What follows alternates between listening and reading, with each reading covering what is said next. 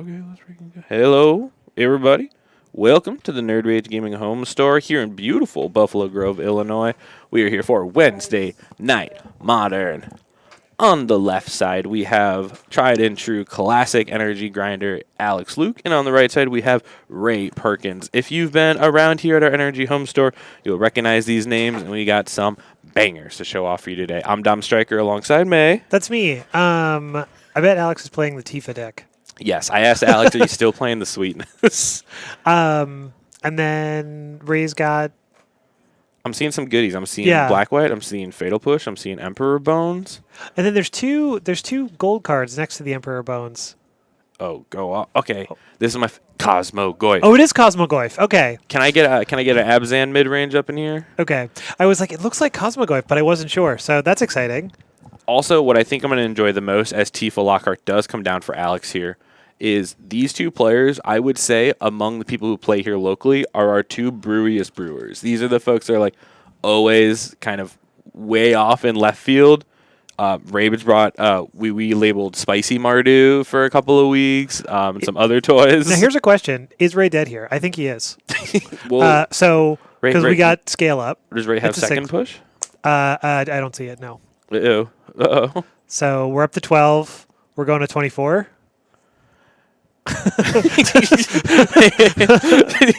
So, That's just it, right? That's it. I'm gonna 24? I'm gonna Yep. Okay. Hey, woo! Everybody, welcome.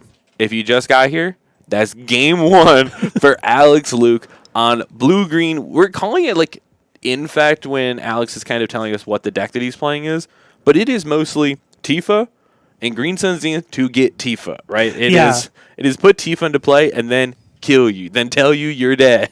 I mean, it does still have the Glistener Elf and the Blighted Agent. Okay, right. okay. So it's got the infect creatures too, but Tifa is like a third infect creature. Yeah, it may be priority number one. Right, because you still kill in one hit either way. Oh, okay. So this is a little different than his because this is the black version. Yup. Which is also sweet because Phyrexian Crusader is sweet. I also Sweet cards alert. I have not seen Plague Stinger across the board, but that is also sweet. Plague Stinger is classic. So I recently at FNM on Friday lost to the classic high schooler who just started playing Magic and bought an Infect deck for $10. Smooshed me. Nice. I died on turn 3, 2 games in a row, no questions asked. And when I first started playing Modern, it was Infect. It was, I can't afford Noble Hierarchs, but I can't afford Glistener Elves and Plague Stingers, and that was the plan. I mean, sometimes you just gotta do what you can do, right? Yes, do what you can do. So again, the version that we're going to see from Alex has a blue splash, so that's things for like Blighted Agent, and some counter magic. So we even saw Stern Scolding. Stern Scolding was in the sideboard, yeah. Yeah, and Spell Pierce probably. And all you saw from your opponent was Fatal Push. Was two Orzhov lands and Fatal Push. So you have no idea. Was that truly it? Yeah, because it was Shockin, the Godless Shrine? The Godless Shrine. And then a back street. And then a back street. Okay, great. What will be exciting is the battle of tuned into Modern versus knowing your opponent's a brewer. Right. Because if you see those cards at Array, you're like, okay, I know the black-white blink mid-range deck. I've seen that before. But then you're like, well, but when I saw Ray... You're probably not Stern Scolding a Cosmogoyf, right? It's way too big. Unless it isn't. Unless it isn't. But very likely it is, right? Well, but Stern Scolding is so good against black-white because you're seeing Flickerwist, Felia, Solitude, Emperor Bones, even Interrupter. All of those cards can be Stern Scolding. So again, all you saw... But who knows if any of those are in Ray's deck? Yeah, who knows? Right? So good point. Good point. Because we've seen Ketramos is in it, right? Presumably, right? Because that and Goyf kiss, right? They both want stuff in exile. But we don't know what of the traditional blink packages in here. We only saw Fatal Push and Emperor, right? Agatha's Soul Cauldron, Grist. Wait a minute. The Soul Cauldron exiles them. It sure does. Part. And then it gives everything Grist. We've seen that happen before in the Yawgmoth days. Remember that Fallen Hero? So here comes Noble Hierarch. Now Ray here. Do you think he's going to use the removal spell on the Noble Hierarch, or is going to save it? Bolting the bird is so ingrained in Magic the Gathering's mind. But if you're playing against Infect, the only thing I'm not bolting is the bird, right? Right. So that's kind of that back and forth. That it looks like Ray much more interested in getting the Surveil on. I understand because boy oh boy do we need to kill off the creature. You can't just die to Tifa again. No. And the Noble Hierarch beats need a lot of help, and the Tifa beats do not. Although it doesn't look like Alex has a pump spell. Looks like it's a Tifa and then lands. Well, but those I mean, those lands can be pump spells. That's the hard part. Okay. Beautiful. Prismatic ending, right? So bird down. Bird was bolted. Yep. Oh, because he picked up a Fatal Push. Of course. Yeah, so if you have a second rule spell, you may as well get the bird. And still, Ray only showing black-white cards, forest in play. Okay, wait a second. And we can see Bing, a Godless Shrine. Here comes Grist make blocker. Grist makes blocker. Also, Grist make kill your guy, potentially, right? Now, Alex Luke, Inkmoth Nexus in play. You know, Wii U didn't quite notice it, just slipped there as the land drop for turn number 2. Not showing lethal. I don't think you can get lethal off 2 lands plus Inkmoth, because you have to pay 1 to activate the Inkmoth, and then you only get 1 pump spell. You only get mutagenic tricks, and I don't think we've ever seen a muta out of Alex. There could be mutagenics. So that's how I died to the 15-year-old. Oh yeah, here we go. Get Tifa. And I believe this Grist put Insect Queen into play. Ray always with the Yu-Gi-Oh! The Yu-Gi-Oh! Cards as tokens. This was Weevil's ace for those that are Season 1 Yu-Gi-Oh! Fans, right? I'll take your word for that. Oh, come on. It is, in fact, Eat Bug, Kill Tifa. Yep. Make an Emperor. Ooh, put Tifa in the Bone Zone. Put Tifa. I'm sorry. Phrasing? Exiled with the Emperor of the Bones. Yeah, there you go. I think that's accurate to what's happening to Tifa. Yes, it's been exiled by Emperor of Bones. That's a lot of fetch lands. Okay. But those might be a lot of fetch lands left uncracked. That's true. That's the hardest part of, do I want to surveil? Do I want to keep it uncracked? Do you want to get a little bit of damage? Do we go after Grist here, you think? Or are we just life total? Nope, life total. Start the count. You know what? We have not had a Nerd Rage player declare that they want to be the infect counter. Those are like the bygone era days. We haven't been here in a long time. That's true. Somebody could be the poison counter. And no one will contest them for it. Probably not. Is it true that you have to have played the card in your deck? Like, does it all the cards are related to the winning decks? No. But is it the rules? Absolutely not. Okay. Because Fanchan, who won with Omniscience, made an orb token, which is a single card from Alliance, which verifies that it does not need to be related in any way, shape, or form. Okay, what's another token that there's only one of? Splinter token from Ice Age. Great. Gotta love it. Yeah. It's like a bark. Indicating that you do not wish to have camera time. Do not perceive me. Do not use my token. So we're going to eat a land for the Emperor. Eat a land for something. Get him for 2. Yeah, just, no need to miss your trigger. Get Alex's graveyard out of here piece by piece. And, interesting. If you're Ray, should you be hitting your own fetch lands because of your Goyf? The Cosmo variety? There's something to that probably, right? Each card you exile each turn is 1 more power and toughness. Because is it all exile or just yours? Like that's a huge... I think it's just yours. Yeah, then every little bit adds up for my Goyf. Maybe sided it out as Cosmogoyfs. There's not big enough. You own an exile. I mean, I don't know. We haven't seen one yet. Ugh. But that's an interesting point. Attacking your own graveyard. But also, we haven't seen Ray. Oh, Beseiju. Oof. No. Oof. Blossoming Defense. And an interesting time to use this because Fatal Push. This is 4 total infect. Fatal Push. That would be 4 infect. Yeah. Okay, with 3 already on 3, right? So trying to get up to 7. That's fair. Importantly, the insect token from Grist does not fly.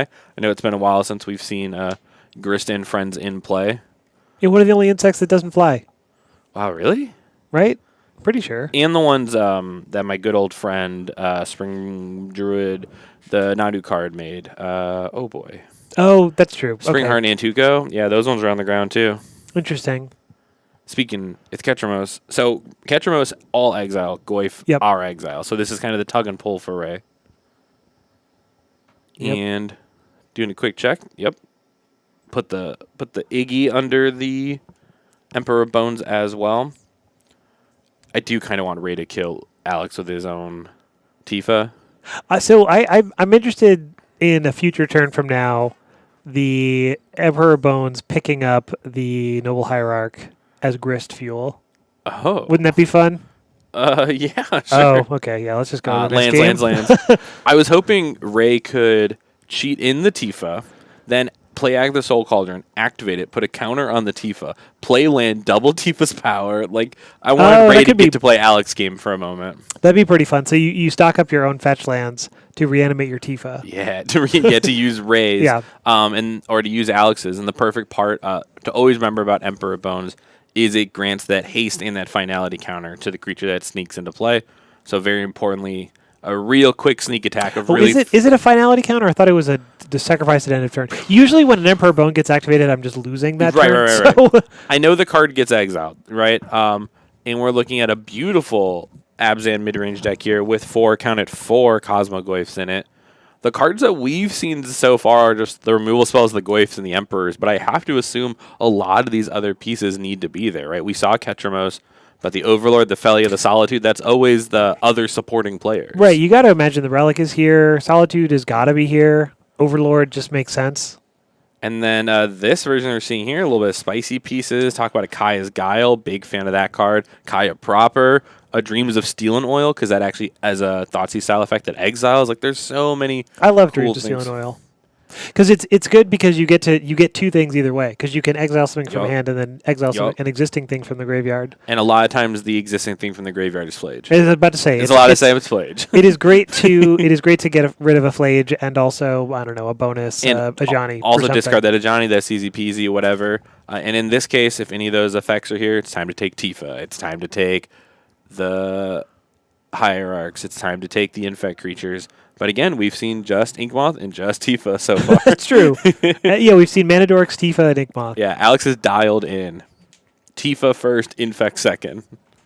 Infect probably very good when you have your Infect creature and pump spells. Pretty bad when you only have lands. Yep. Looks like a pretty decent hand. It is fun when you are the aggressor, right? Because you were just looking for, I got threat, and I got cards to push the threat forward. Looks like Alex also was on 6. Ray and possibly in the same situation. Quick shuffle in there.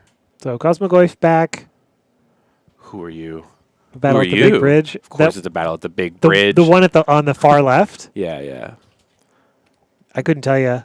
There was a beautiful art card right after Ray's signed a Temple Garden, so a lot of respect for what's happening there. But that hand tossed back as well. Uh-oh. I'm just going to name cards. Analyze the pollen. Sure. No shot. Well, I mean, you collect evidence. No, you collect evidence. You can collect as much evidence as you want as well. Which is cool. I'm just like, it's a green card with like something going on in the artwork. Yes, I agree with those things. Who knows what it is? Only Ray. Again, one of our resident brewskis, a brewer for your doer. It's Ray Perkins showing you the goods. We saw a Skoos. Skoos? An Assassin's Trophy. That swamp, that Ray Perkins signature Nightmare Before Christmas swamp. Probably not a bad hand, right? You got a couple of removal spells. I don't know if I don't know if this is 6 or 5. All I'm telling you is the Nile Spellbomb is for sure gone out of that hand, right? Yeah. Yep, and it looks like an Emperor of Bones as well. So yeah, we're keeping a bunch of lands in removal. That seems totally fine. Yep, understood. I do love Assassin's Trophy as a sideboard card. It's like literally whatever the problem is, point, click, that one, get it out of here. It's a land, it's a creature, it's a problem, it can go away. That card. That one, yeah. What is it? Who are you? Reveal yourself to me. I gotta know. I think it's a card from Innistrad. It does, yeah. It looks like the old man mushroom thing. The old man mushroom thing. You guys know what I'm talking about? That's a green card. You know what I'm talking about? The old man mushroom. Oh, maybe it's a young mushroom with an old face, but there's that signature swamp. It's a 1-drop. Yeah. Yeah, this It's thing. Willow Yes. Geist. I was right. Look at it. It's the old man. Old You're man right. guy. It is the old man. Oh, right. Whenever cards leave your graveyard, put a counter on it. When it dies, gain life. Yeah, this seems good. That's pretty cool. Whenever All cards right. leave your graveyard. Yeah, it's on plan, right? It wants things to leave the graveyard. It doesn't care if they're being exiled or brought back. And it was from Innistrad.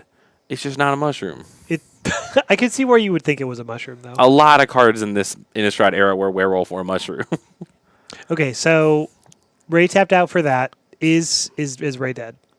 Whoop, whoop, whoop, whoop. Scale Whoopsie. up. Whoopsie. Uh-huh. Oh no, it's only 7.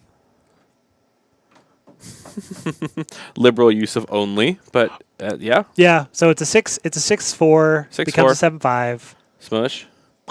Getcha. Green he- dice. He just does have a fistful of pump spells. What? What? Only has to connect with one of them. Oh, is this Assassin Trophy on your own turn? Yes, beautiful. Yeah. Love this. Great choice. Especially beats the downfall of the Assassin's Trophy because it's land for land, right? So you're not Right. even like kind of ramping to kill the creature. And this gets around Alex's protection spells as well. I like it.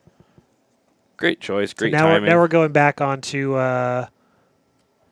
Noble Hierarch beats. Does the Scoos get in there?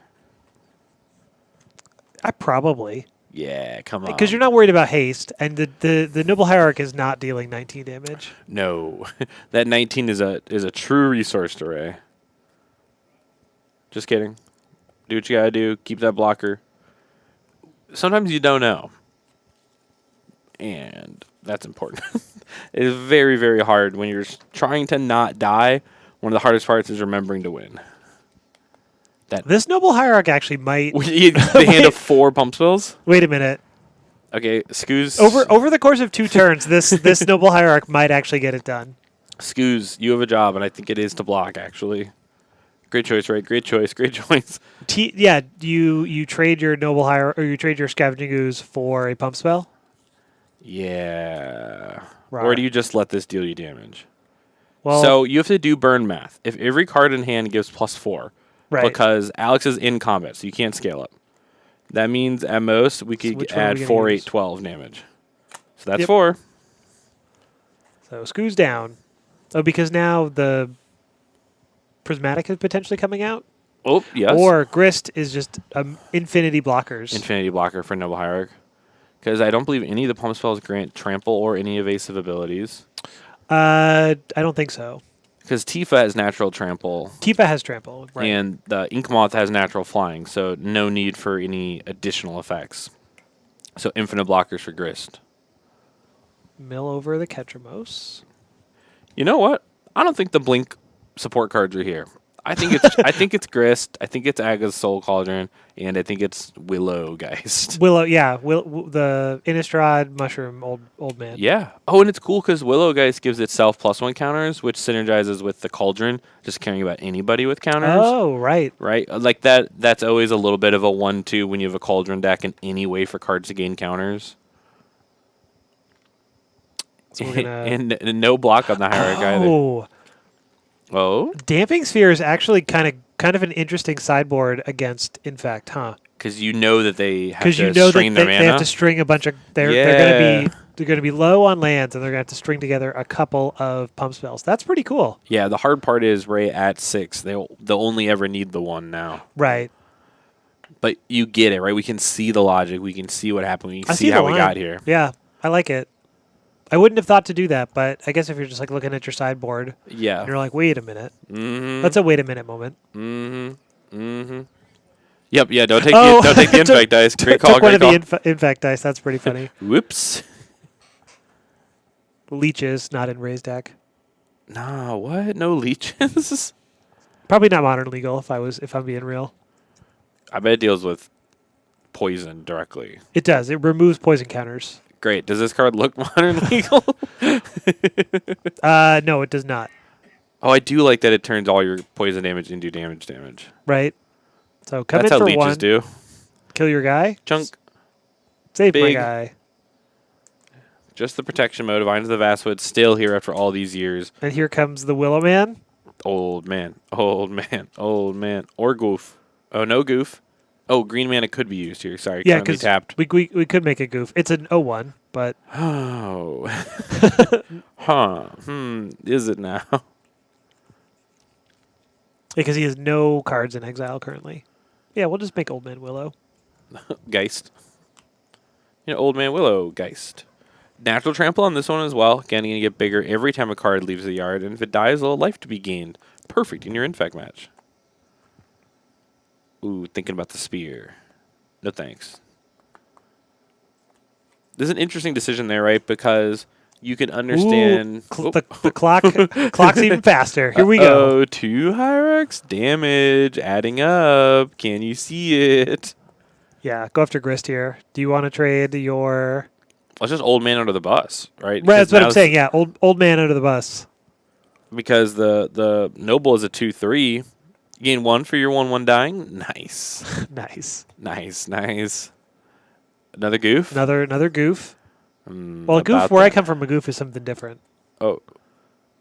Is it a magic card? No, it's a mobile suit. It's basically a Zaku with a whip. There's too many questions to be asked. It's the goof. Of course. Yeah. Oh, yeah, dude. That's a freaking not vanilla, but the other card that merges with vanilla. Wait. The card that just got milled over by Grist. Oh, is Fang. The card Fang, thank you. Because it has the when a card gets exiled from your graveyard, lose a life, draw a card. So it plays into that same strat here. Backup match. Just checking in. Did y'all see that? Did y'all see that backup? We might get to see them in just a moment. They're still there gaming. Here's that Fang. Yeah, whatever. Fearless, let's see. You know what? I'm not going to put it past Ray to have Vanille. No, of course not. Because why not, right? Yeah, gamers are going to game. Those 2 cards do something together, all right? And the other one, the Vanille is a regrowth.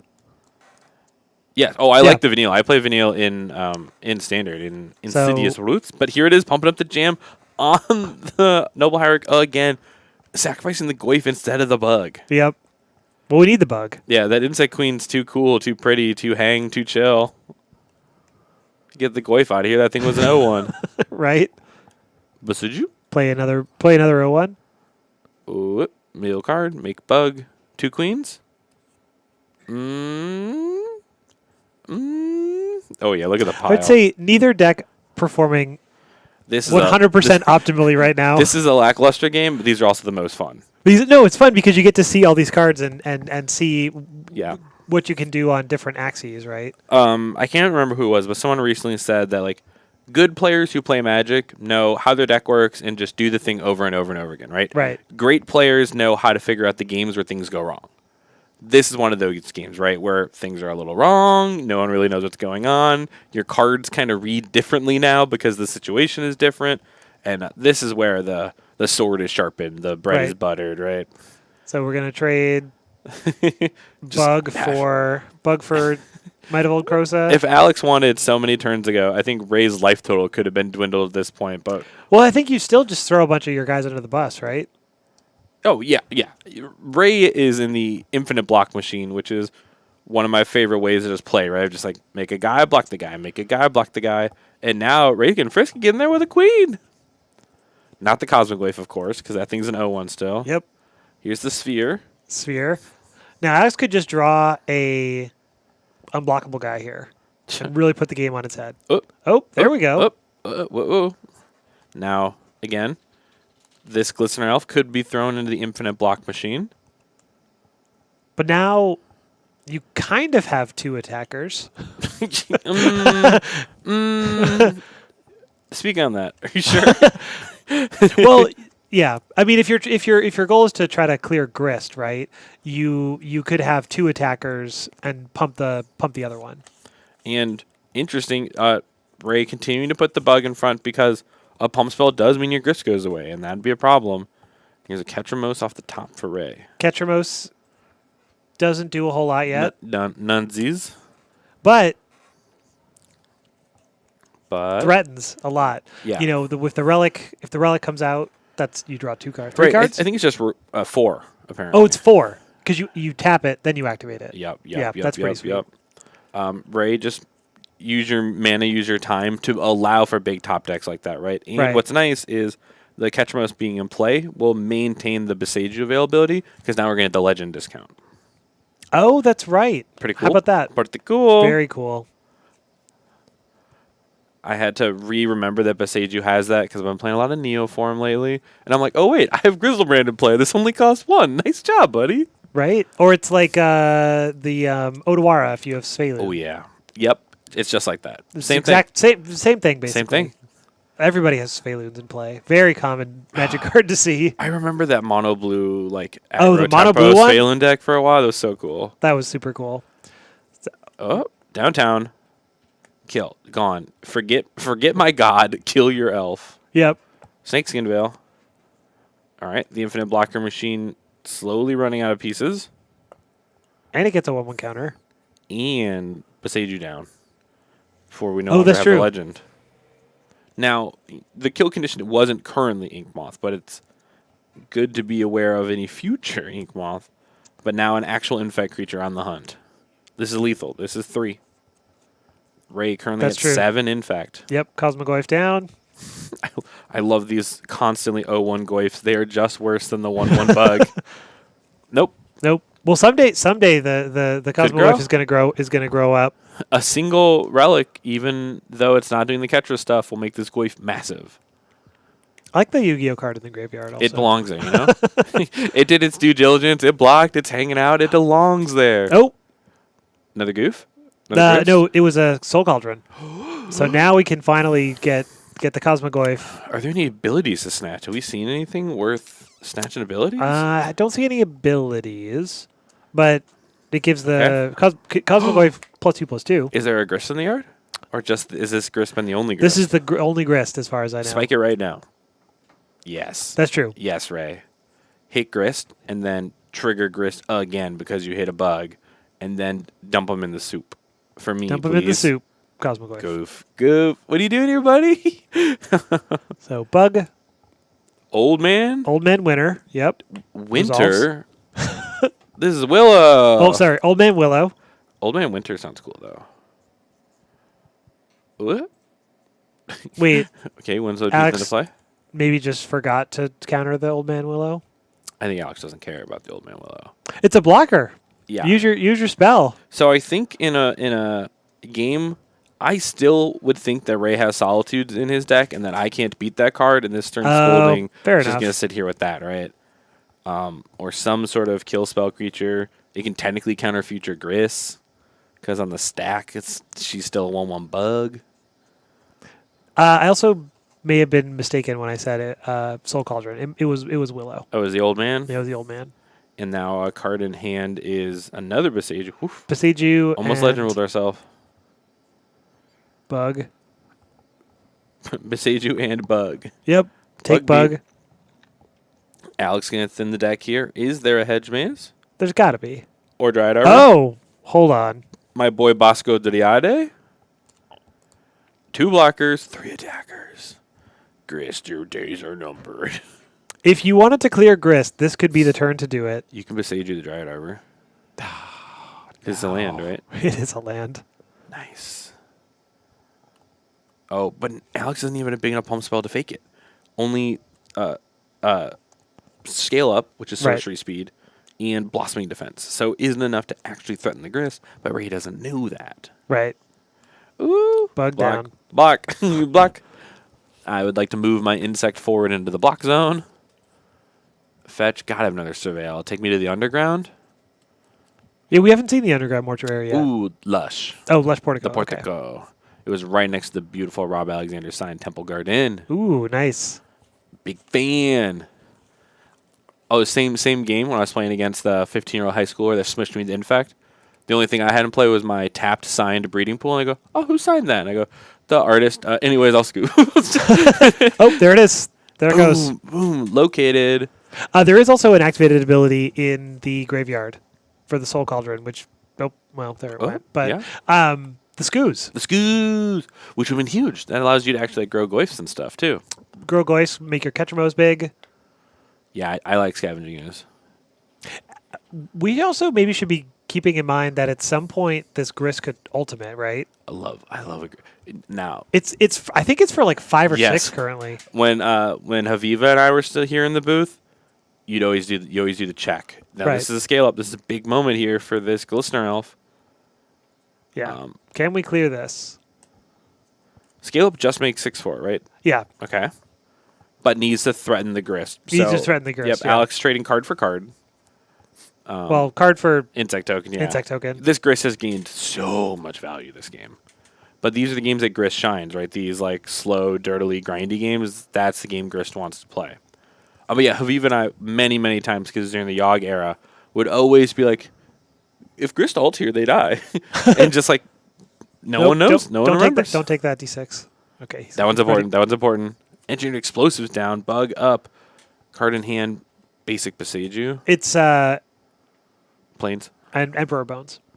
Oh, there's a third card. There's a third card. Emperor Bones is big here because you can like Emperor Bones get back a Scooz or a Ketramos, probably Ketramos, because you want to. I don't know. Leave yourself the option to get rid of your graveyard later. Like the most upside, right? Emperor here for sure. I think that's the easy part. I think. Oops, turn scolding. One of my favorite things to do with Emperor Bones is it is not time locked for adapting, so you can actually adapt to get a blocker out. Oh, sure. Which is a fun thing to sneak on people that they're not ready for. It also grows your Old Man Willow because your creatures are leaving the graveyard. So that's pretty fun. Yeah, that would have been an opportunity at least to just start growing this thing. Alex, interestingly, still fetching even with Yavimaya in play, so understanding that he'd rather have a higher odd of cards than of Tifa triggers. Yeah. Fair. Big rips, big money, big rips. gas. Here we go. Anything but forest, right? Anything but forest? Okay, Alex. Can't see it. Alex, you didn't have to do it like that. You didn't have to do exactly on every angle but the one we have eyeballs. Into the machine. Yep. Oh, boy. Blossoming Defense. Yeah, or finds the Fastwood. One of the he now has both. So whichever one he didn't have is the one that he drew. And with every creature interacted with, okay, another land for Ray. Oh, this game is slobby. Remember how fast game 1 was? Right. That's so that we had time for this one. Okay, Ray has Lush Portico and Underground Mortuary in play. Correct. And Shadowy Backstreet. Yes, All and right. Shadowy Backstreet. So the fetch drawn. Not the best, but this Grist slowly moving up. Bingo! Oh. Repeat. Do it again. Boom! Old Man Willow. Okay, We're so close. I actually think that the Grist is lethal now. Oh yeah. Because Alex is at bring 10. out your bug. Alex is at 10, and Ray will have all these attackers, right? Ray, you should block with Old Man Willow. You probably need to get the creature count up. Oh, that's right. Just in case. You do the count. Check your number. So we know that there's 3 Cosmoglyphs. There's 2 Old Man Willows. There's a Scooz. There's 2 Ketramoses. That's 8. Those are 8 that we know about. Okay. Oh, and Grist is 9. And we need to block with this guy. Or we already have it. But I think there's at least 9. But also, I'm pretty sure that if you just attack into 2 blockers, one of them gets through. One of them gets through, and Grist Ultimate. Okay. Oh, and Emperor Bones. So there's 10 right now. There's 10. There's at least 10. Bingo. Here we go. Ray, I've not seen a Grist ult in a long time. This game has been sloppy. These are the games that are fun, that are interesting, that are all over the place. And that's an Agatha's Soul Cauldron. Doesn't super matter. Just Ultimate. You've got 10. Yeah. 3. Yeah. 4, 5, 6. But if we 7, exile 8, the Grist from 9, the graveyard. 10. Okay, There's 10. But if we exile the Grist from the graveyard, Old Man Willow will grow and the Insect will grow, and we'll get 2 more Grists. No, you're we can right. You're activate right. both of the. Oh, dang it. Oh, no. Yep.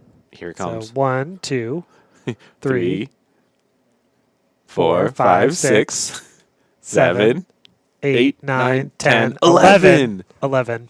Do any of those cards gain life? What a game. Crazy. Holy cow. Ray Perkins taking it down with a Grist Ultimate, using Grist as the infinite blocking machine against this blue-green Tifa Infect split deck of attack you, kill you, ASAP. But Ray was able to take it down 2-1 off the back of the ever-important and powerful Scavenging Ooze. Very good, very cool, very lovely. Our wonderful production team is taking a check, taking a peek, seeing who's out there, seeing if they are still gaming. We are checking. We will look for it as well.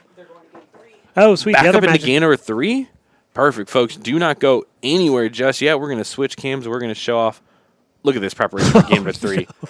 So, Are you ready? Are you ready? Welcome back to 2025. What's the opposite of Brewer's Paradise? Go off. Tell me about it. What's the opposite? No, I mean, playing like the 2 best decks in the format. I think 2 of the 3 best decks in the format for sure. What's the third one? People say Brood Scale pretty good right now. Whatever. If you cast Kozilek's command, Never. your opponent dies. That card does everything. You're like, how do I get out of this? You're like, oh, right. This card is incredible. Anyway, so we had our fun. Now it's time to lock in. Everybody lock in. Are you ready? Left side, Kamari, Boros, Energy. Right side, Max, Amulet, Titan. Ooh, I like Orb's Chant against Titan. That's cool. Oh, yeah. Especially if they need to kill you through combat that turn, right? Right. I'll make Infinite Titans. I'm like, okay. And sometimes Boros Energy will often have, I have big board, I'm going to pass turn, I'm going to chance you, you're going to do nothing, I'm going to untap, I'm going to kill you. That's true. We're starting with one of the poster children for this deck. Is that a Hallowed Fountain? Hold on. Of course. For consigned memory in your Boros deck. Oh, you got to do it. For the consign, right. In your Jeskai deck. Yes. Jeskai Energy. So barely. If you have to put 4 consigned memory in every sideboard, it should not count for the colors of your deck. No, Jeskai. Everything's Jeskai. Sorry, everything's Jeskai. Here we go. Still a trigger. You're welcome to block with your Grazer. I'll make a 1/1. Kamari don't care. Kamari don't mind. Elegant Parlor is where we are. We're chilling in the parlor. That's true. We are. in many ways, the production booth is an elegant parlor. Of course. Yeah. We're surveilling. We're gaming. I always say I have the most fun because I get to play both hands. Did Kamari both miss games. his cat? No, he didn't. Oh. He's like, hold on. Wait a Here minute. comes. The whole point. Okay, what is this cat? Is this a cat token with flying scratched out? There's other flying cats? Yeah. From the unsets, I think. Oh, okay. Or no. From original Ikoria. There were flying cats in Ikoria? Yeah. I didn't. That set came out during the pandemic. It was like the Blue-Eyed Skies archetype had flying cats. That's cool. Well, I do think that's a flying cat, yes. And the big like Jeskai legend is like an elemental cat. Oh, that's right. And Kahira's a cat. And Yeah, but Larissa's a cat. Well, but Kahira and Luris don't fly. No, yeah. But there were a lot of cats, and they do have uppies. Yes, uppies. Max here with an Explore. So he played his bounce land, triggered it, got the mana, put it back in his hand, cast the Explorer. We're going to put the bounce land back into play? We are. Pick up the Beseiju. Grow Chamber, pick up the Beseiju. Been looping just kind of the Chambers and the Beseiju so far, so not a lot of information leaked. Max with a stacked hand still. Max representing Titan on his turn, though. If additional bounce lands show up, you say? If there's one more bounce land. I don't except for the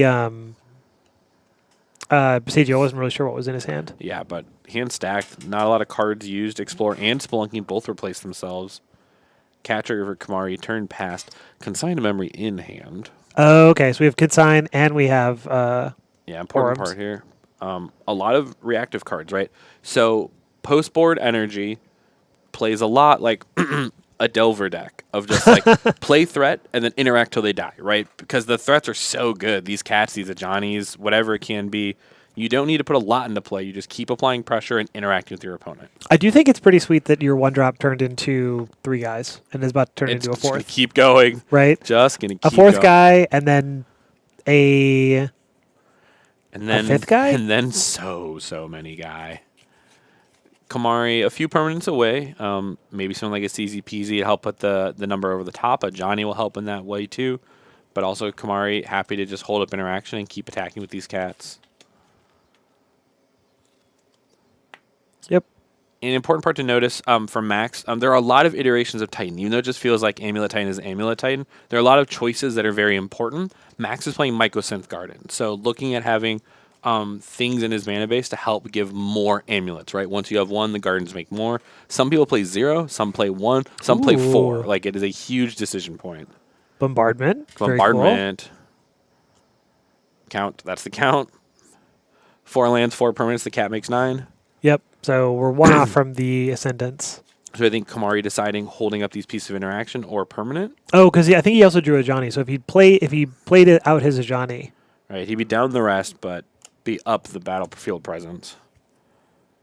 Bob Culp's present for 2 1s, but no Theo Jung's present for 1 1s. Interesting, Kamari. Interesting. Here's the chant. Identifying this as an important turn because it's the 6-mana turn. Yep. No Titan for Max and pass it back to Kamari. Big board for Kamari. And this is going to be the Ascension turn. Allowing once again to get those permanents into play. In for 3. Beats. Man, I remember playing Goblin Rabblemaster, and now this is the 1-drop. Like, I remember just turning cards sideways, and I kept getting more, and I kept getting more, and I was like, hey, this 3-drop rules. Now it's your 1. Kamari's had this going since game 1, turn 1. Like, just keeps it going. I never really thought of the Onslaught Pride as a Rabblemaster, but it kind of is. Ooh, the vampires shall have Vampire's their vengeance. Goodbye, board. But all 4 of those cats thrown at Max through the Goblin Bombardment. And that's a blood token. That's a blood token. Obviously. As everyone can tell, that's a blood token. So here's an Ajani. Out Ajani. So Max, not vengeancing on end step, but looks like... Well, vengeance, during the combat during step. Combat. So being that worried for the life total, maybe getting a little punished here with the 2nd mana Ajani. Plus its friend, Bombardment. That's the twin of this deck. The 2 drops are so good together, and here's an immediate Ajani flip. Yep. So sacrifice, throw the guy to finish off the blocker, make a new guy And upstairs then, for 1. Yeah, red permanent. Whoo-wee. Max does have the Titan, by the way. Well, good on Kamari for using that chant before. Might just consign the ETB trigger. Probably going to consign the ETB trigger. Yep. Kamari confirming the 1 damage thrown from the Ajani to put Max down to 12. Ooh, a Static Prison. And a Thraben Charm. Only 1 creature in play, so the Charm can't take down the Titan, but this consign might just trade for the ETB on the 6/6. Because you definitely don't want him to get the first trigger, right? Those are the questions.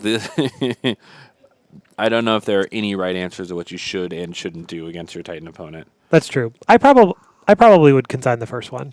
Yeah, especially if you in fact did see a Static Prison. Kamari gets to kind of trade 2 cards for this Titan overall. But we do know that Max was looping that Boseiju in and out of hand before, so that's the answer to that Prison. No Turfs on Gruul Turf here as Max picks up the Forest and throws it back to Kamari. Big rip, big importance.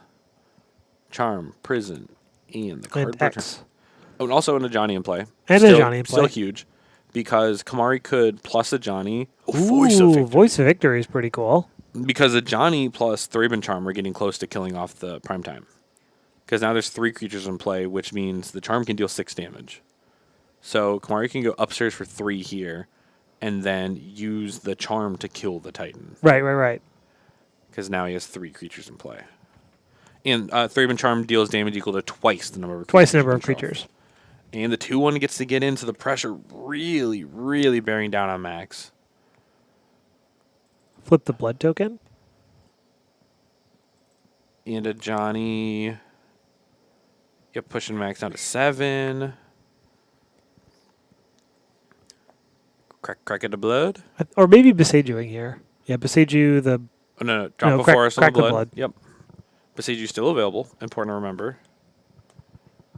Because I think Max might be forced to hit the Bombardment or next turn's combat is just donezo for the 7 points of life. Right. But well, actually, it's kind of in a bad position because you need to answer the Ajani and the Bombardment because they both kill you next turn. Yeah, Boseiju played his Lamper turn. Max's plan is go for it.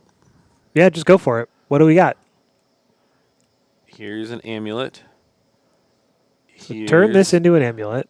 Now, important that the Boseiju was the Lamper turn. So Max currently with no available land drop. Needs something like an Explorer on a payoff. Oh, okay. So we have Max, three amulets. Is an Explorer incoming now? 4 amulets. Okay, and make 1,000,000 mana. That last card is an Escape Shift, by the way. All right. So pick up the Boseiju. Whoop. Scape Shift. It is, in fact, Scape Shift. So he has 10 mana floating currently. Oh boy. I'm pretty sure he. Yeah, here we go. It's gonna. Oh, everyone, here we go. So red. Yeah, I think it's 2 blue, 4 red, and 6 green. Sam, real quick before they get too far into this, I believe Max's land drop was the Beseiju, and then he played a Gruul Turf. Can you go confirm that before they get infinitely deeper into this game? Oh, that's a good point.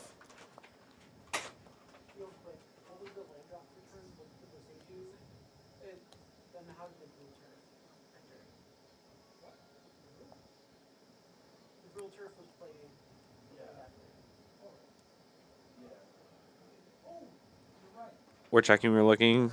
Max's understanding as well. Sam, you can call a judge.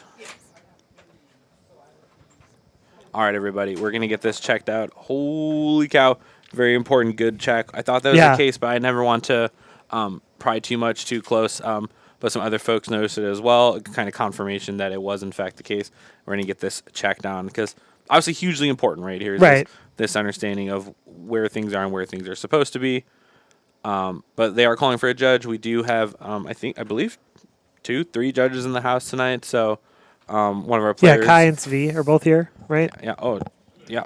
So many people in the house today. So perfect. We're going to get this checked out. This is incredibly important, right? Huge part, huge pivotal moment of everything needs to go on here. But they're going to explain the situation to the judge. Incredibly important. Please always remember your judges are here to help you.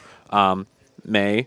That's judge. me. I'm a judge. This is this is a good judge test question. Oh yeah. Because there's a lot of stuff that has had to happen. Just too much stuff, right? We're at the stuff. Just too much stuff phase. Yeah. So when are you when should you rewind to? Yep. Probably. So I think you probably have to rewind until right before the. Don't you have to go to exactly the Gruul Turf back in hand? Yeah. So Gruul Turf back in hand, which I think leaves the amulets all played out. I don't remember what order the amulets got played in. No, it was Gruul Turf, Scape Shift. Those were the last 2 game actions. Well, right, but oh, okay. So everything is where it is, right? Shout out to Chatter. Too many lands. Doesn't see the issue here.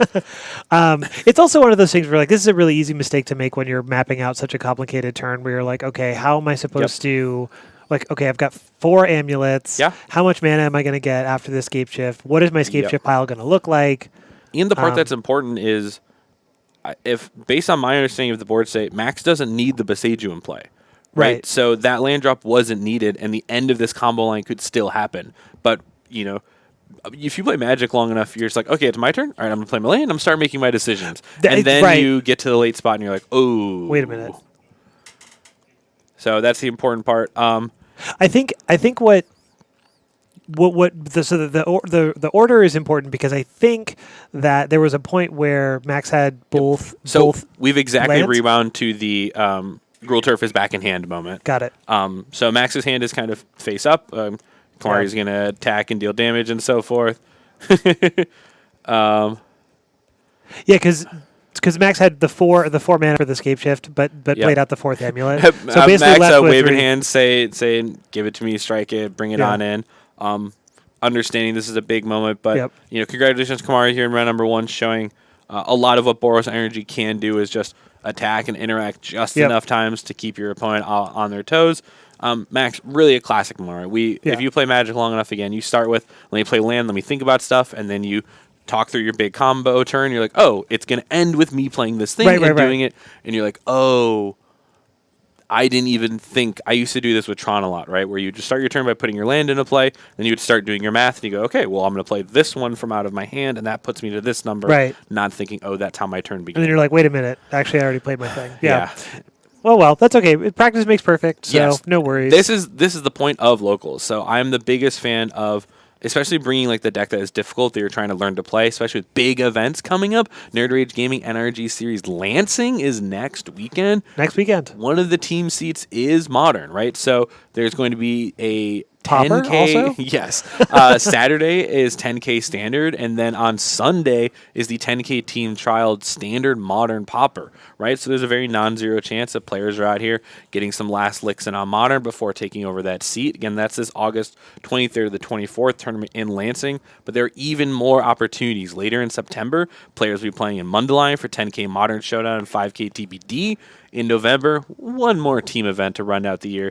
10K team standard sealed modern, so add one more different seat in there, and 10K modern showdown. Again, when you see these slides like this, showdowns mean you get tokens made in your likeness and auto qualification to champs, and trials gets you all of those points to help you get those end of the year leaderboards. We know for a fact that the game we were just watching was our last game of round number 1, which means we will be back ASAP, so please don't go anywhere. We'll be right back.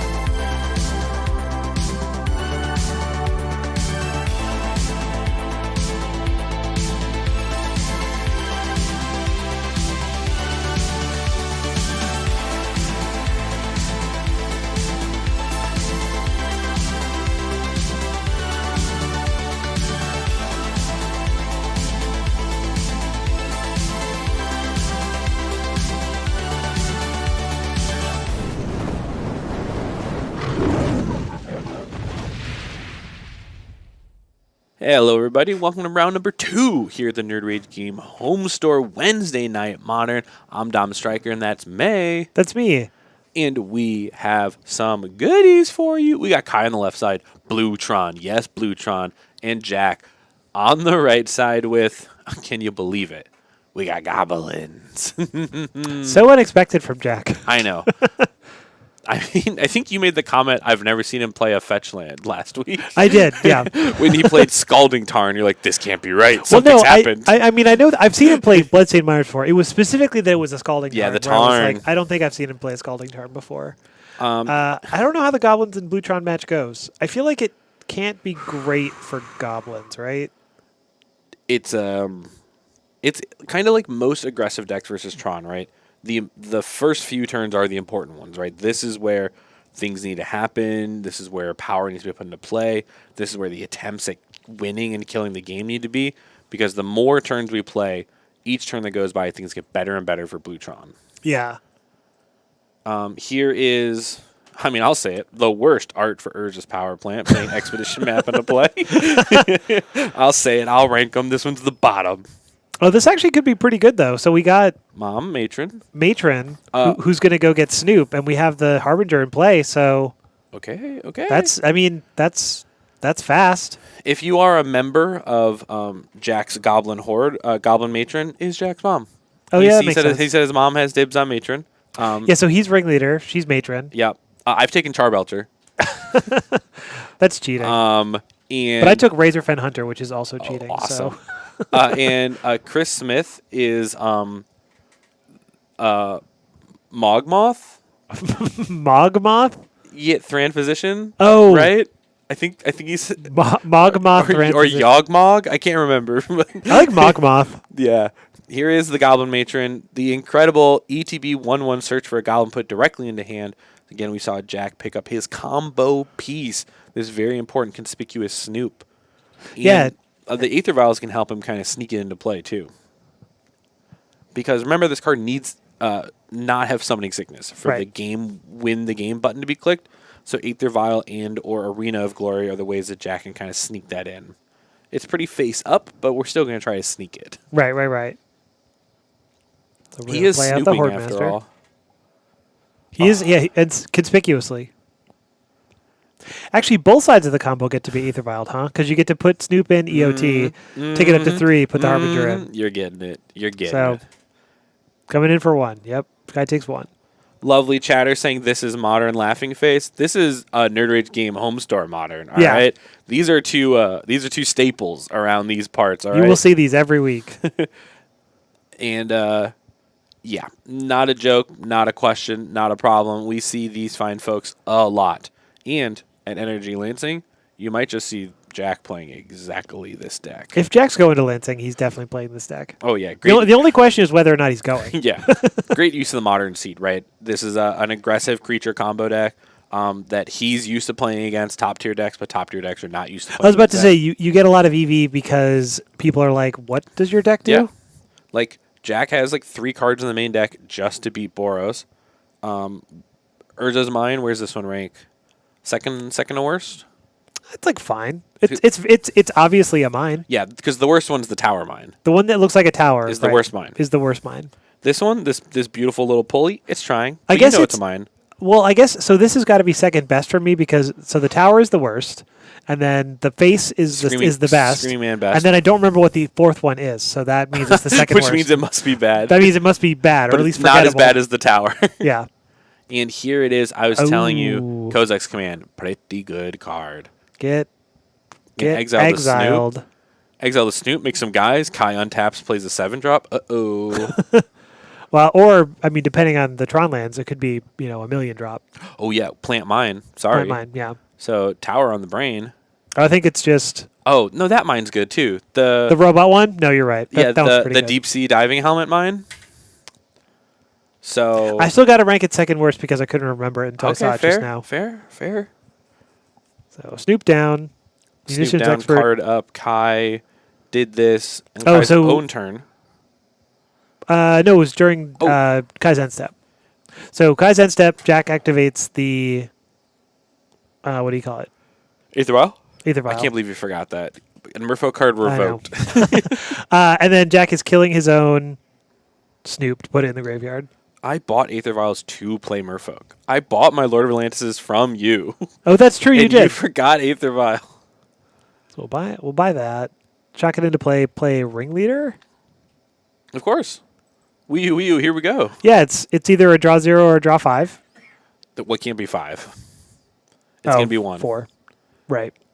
And it's not bad. Getting three lands out of the way is get pretty them out good, of here. Though. And then the Master. Lord. Oh, smush time. Remember, Ringleader has haste. Here we go. And I love playing against Kai because when you make a good play, he does the which I'm like, yes. Yes, good job, me. Yeah. Yes, I've done it. I've made the correct play here. Taking a look, so Jack, just a board of aggression. Kai has another Lord in hand. Oh. So it's the Trash Master. Oh, the Trash Man. Ooh, I come into the ring and I throw trash. So that's 3, 5, 7, 8, plus 4 more is 12. That's lethal? Wait, that's the number. I mean, that's assuming Kai does literally nothing, which is unlikely. But yeah. The thing I was identifying is on Kai's Kozilek's command, because it was draw cards and exile Snoop, it wasn't make guys. So didn't have like the bridge up to 7 or to even higher mana. And now this turn kind of looks maybe constrained on mana. Like not a whole lot happening, but the big cards are at 6 and 7. So what do we do when we're at this spot, this stage, this amount of mana? Does it Karn show you a cool card for my sideboard? Concede? Like, what's the option here? Map? Complete Tron. Okay. Make a 5-drop. And specifically the last card, the one not found yet, is Tower, so this will make the most mana possible. This is a jump to 5. Ooh. So it could be another big Kozilek's command. Exile your Lord, make a bunch of blockers is pretty good. Is a good beat. Yeah. A Kozilek's command will always do some big hits, some big effort. So what are we? But a lot of thinking, right? So either doesn't have the goods or really needs to make a plan here. Oh. If this is a sorcery speed Karn. It is Karn show you something cool. It's Karn show you something cool, but 1 mana? I think that means he is dead. And Nakai doesn't know that another Lord's That's true. 4 damage. But I'm saying we know that. We know that. We know this. We know this. What do we know? We know this. Torpor Orb is pretty cool. Stops Snoop. Does it? Yeah, because it stops the searcher. The Harbinger. The Harbinger, yes. So important part there. So attack you for exactly 12? Jack did the math. Rar. It's the Trash Man. Yep. Boop, boop, boop, boop, boop, boop, boop. It's the Trash Man. Holy cow, everybody. Okay, we've yet to have a game 1 that didn't just kind of have a little bit of lightning in a bottle. Right. Oh. Okay, Kai. I take back everything I said about your Urza's Mines. I love a 61, baby. Oh, yeah. The 61 card special. You know when you see the floater. If you see the floater in the corner, that's the telltale sign for a 61. Let's talk about a Karn board. Cityscape Leveler. He hasn't upgraded to the new cool card from Edge of Eternities in his sideboard. Sundering Titan. What's the new card from Edge of Eternities? It's the 8 mana that blows up a thing and then deals 4 to every creature. Oh, that's pretty cool. It's so big. But it's got like a spaceship of some kind? Yeah. But it has that same idea, right, of like kill a thing and then eventually win the game. But this is kill a thing and a Wrath, which I think is huge. That's sweet. Engineer Explosive, Tormod's Crypt, Z Stone Brain, Torpor Orb, Oblivion Stone, Trinisphere, and Mindslaver. For the lock. We saw Kai win last week. Mindslaver looping in the final is on an opponent. So maybe we'll see it today. Maybe we'll see it at some point. In Bluetron, a lot of good upgrades. Kozilek's Command, Stock Up, Portent of Calamity, the new Ugin, Eye of Storm. A lot happening here. A lot of big upgrades. This deck returning to us and facing down the Goblin Menace. Also love to see Emrakul the Aeon's Torn. As just I'm going to get 15 mana, and when I do, I'm gonna kill you with it. You're going to Portent for 3, hit the goods, and play it for freezies. Right. All right? That's what's going to happen. You're like, I don't need to take control of your turn. I'll take an extra turn on my own. Thank you very much. Yes. And Goblins? Oh, yeah. Tell me about... Oh, we have some pushes Oh, we're up to 3 Mog Mobs. Every time I look at this deck, there's more Mog Mobs in it. because it's good on stream and it kills Boros energy. So And it I does the know combo kill. Jack goes back and watches sometimes. Hey, Jack. Did you switch Sacred Foundry or no? The Scalding Tarns are still there. Never The mind. Tarns are there. The Tarns I are thought there. I thought the Tarns You were saw out the and one the Arid Arid Mesa, and it was like the Tarns are out, the Mesa's back in. just to appease the Dark Lords. Yeah. Cards and board, Fatal Push, Brotherhoods, and Chalice, Damping Sphere. No problem. We'll get these 4 Damping Spheres in the deck, and we're going to try to kill our opponent. Yeah, it sounds great. I think that's great about the Mog Mobs is they work in the combo. They do. And I think that is the most important part is you can see, I think, Jack, you play 4 Sling Gang. We're down to 2 and more mobs. So the deck curve coming down, huge.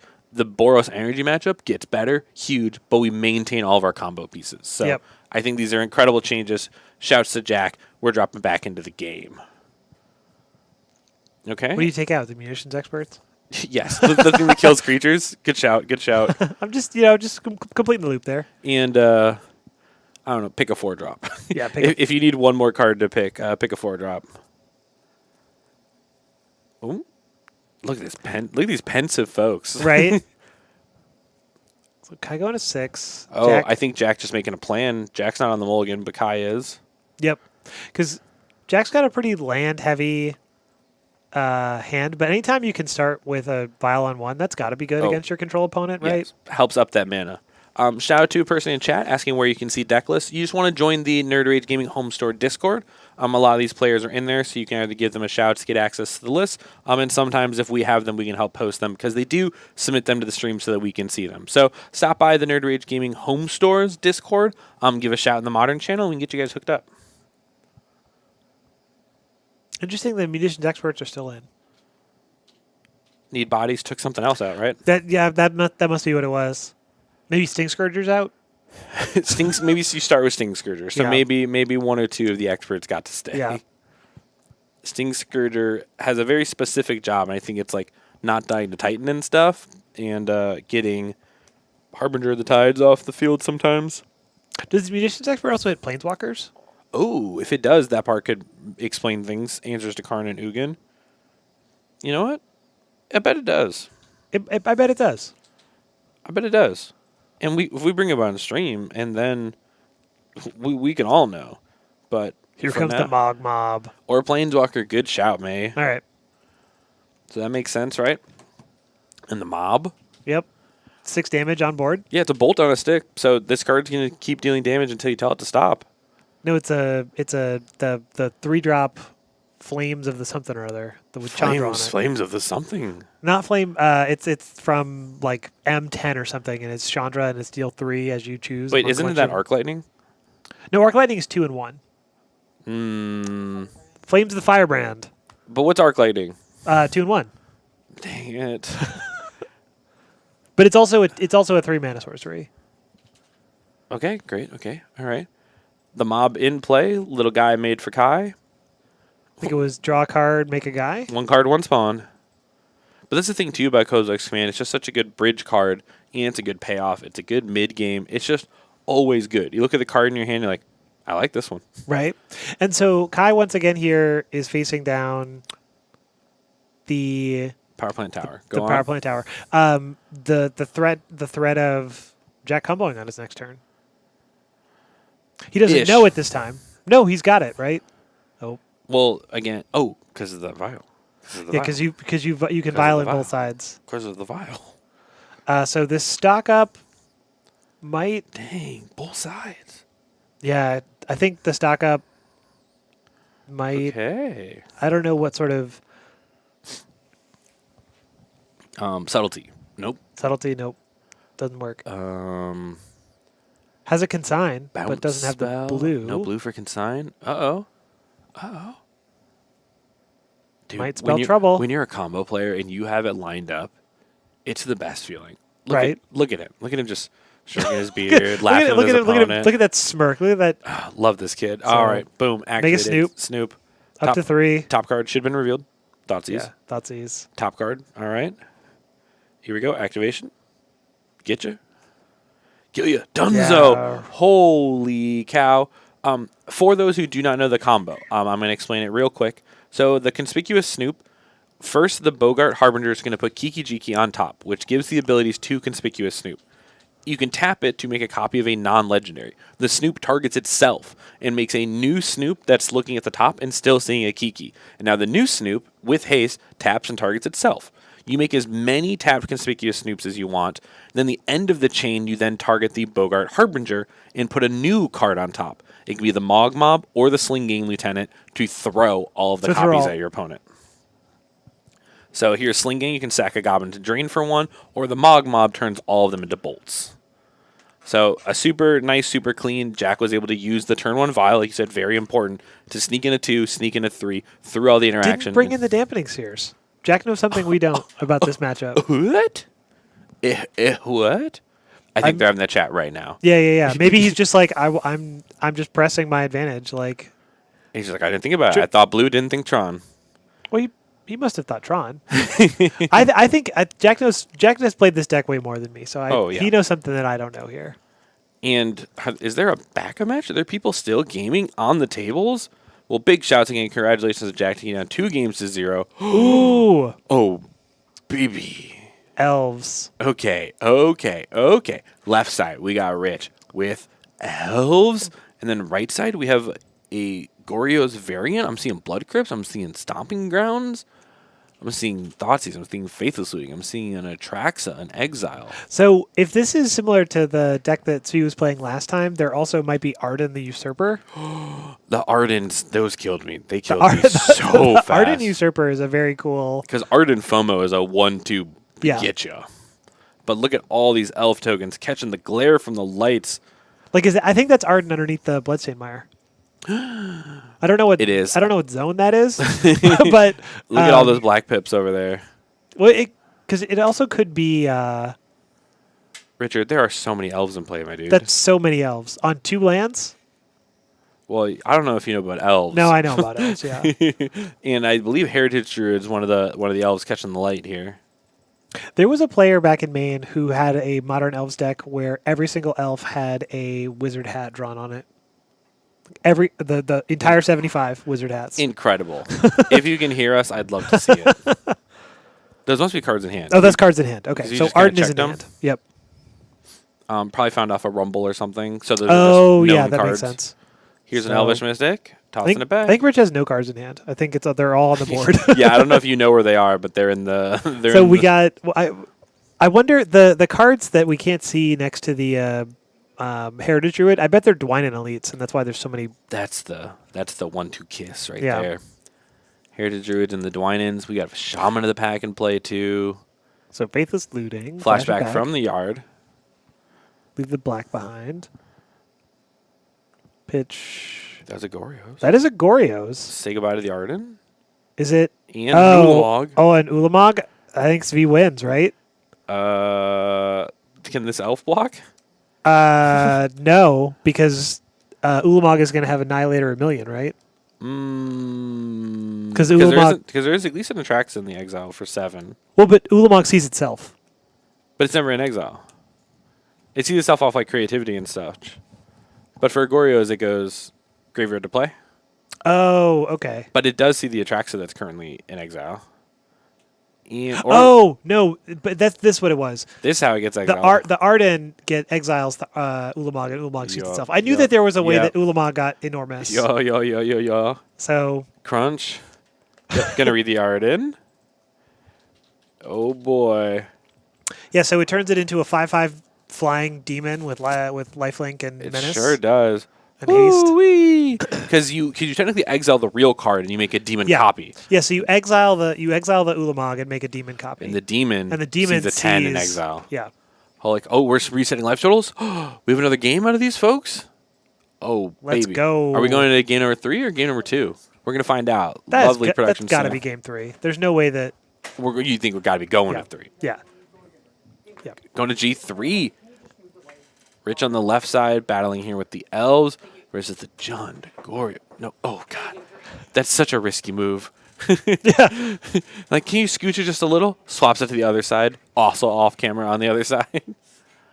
All right, so I remember Was it last week we put Rich on camera playing Mono Green Stompy? Oh yeah, that was. And I thought he was playing elves that day. And it must have sparked something in the back of the brain to bring the elves today.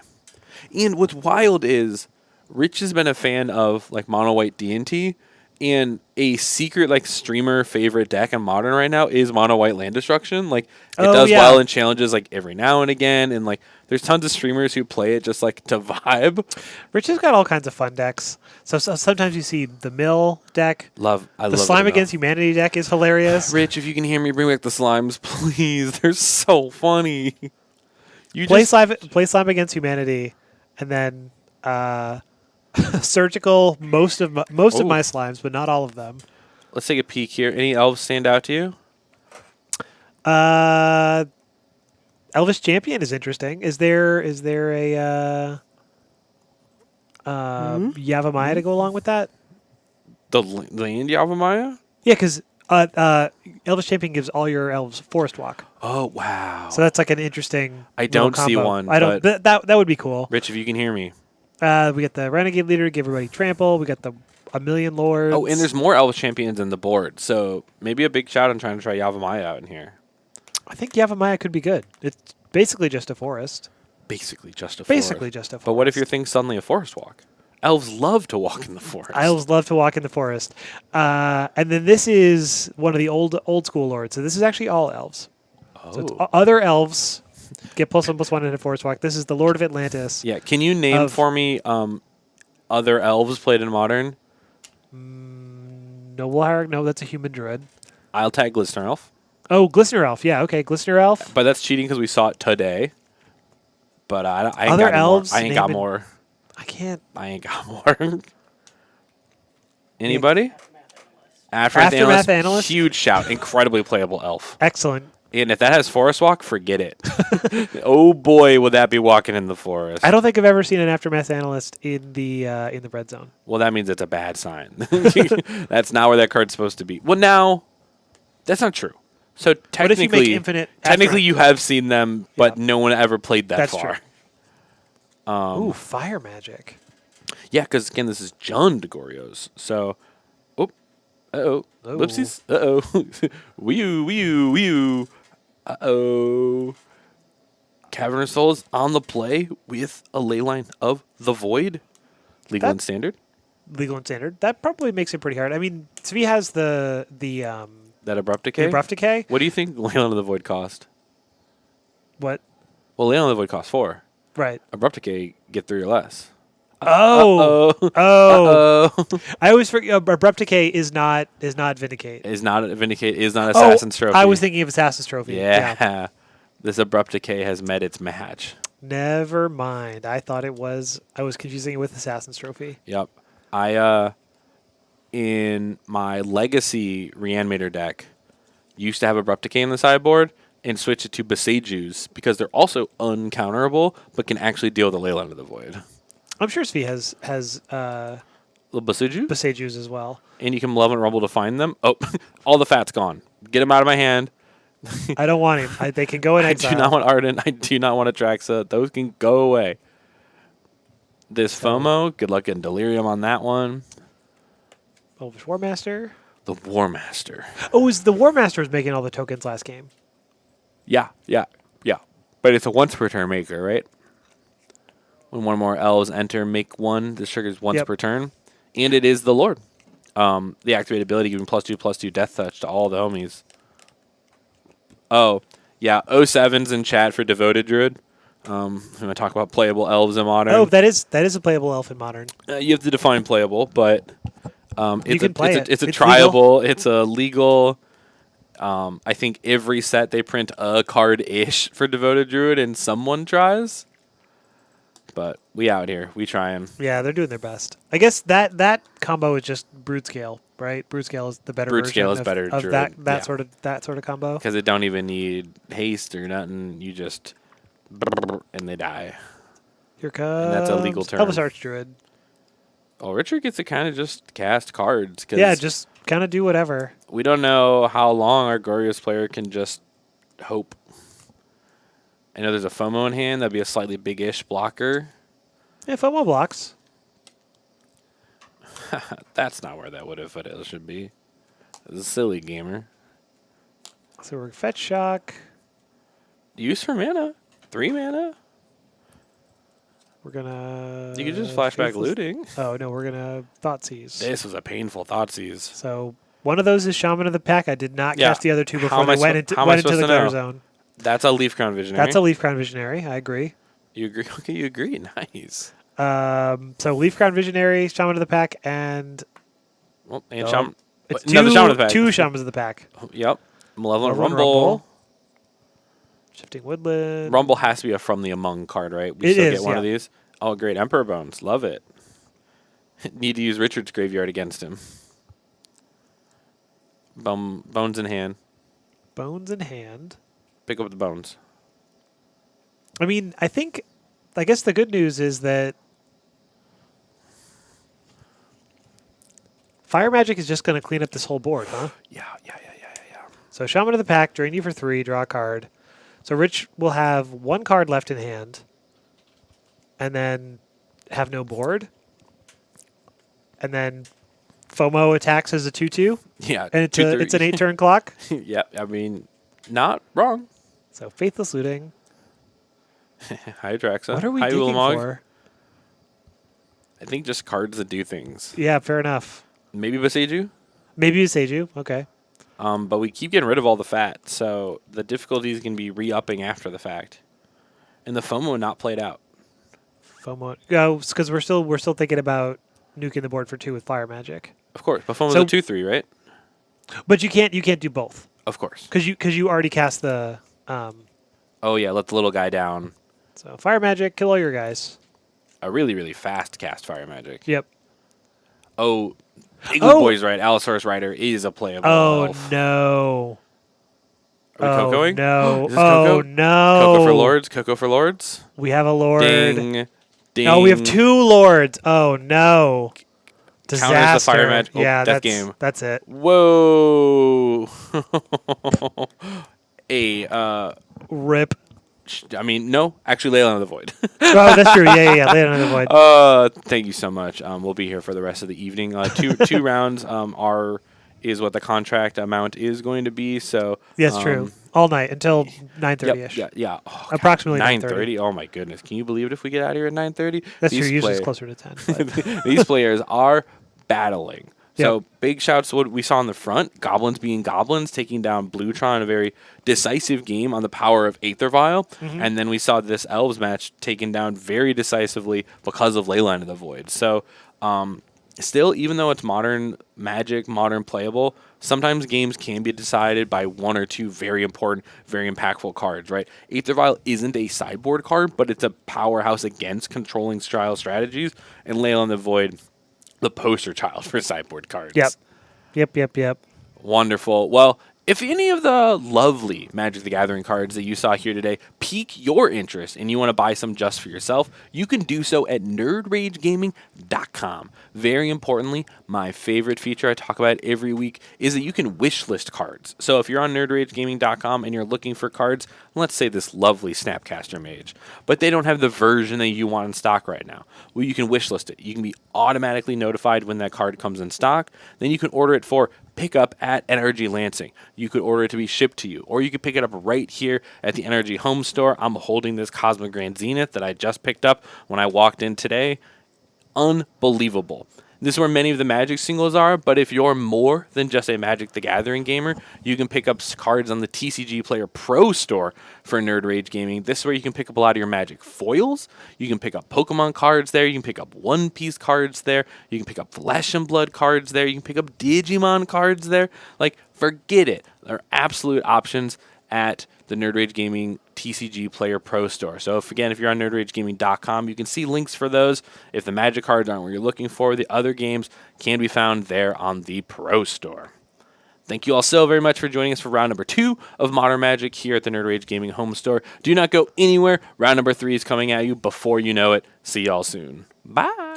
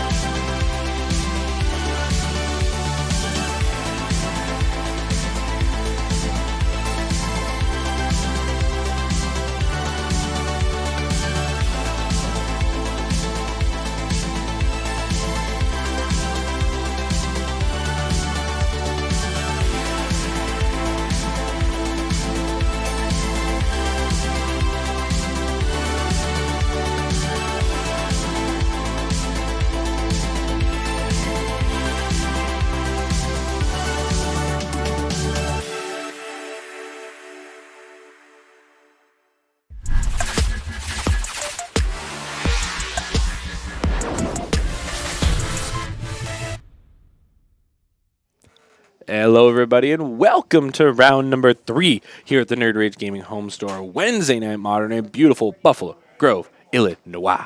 I'm Dom Stryker, and that's May. That's me.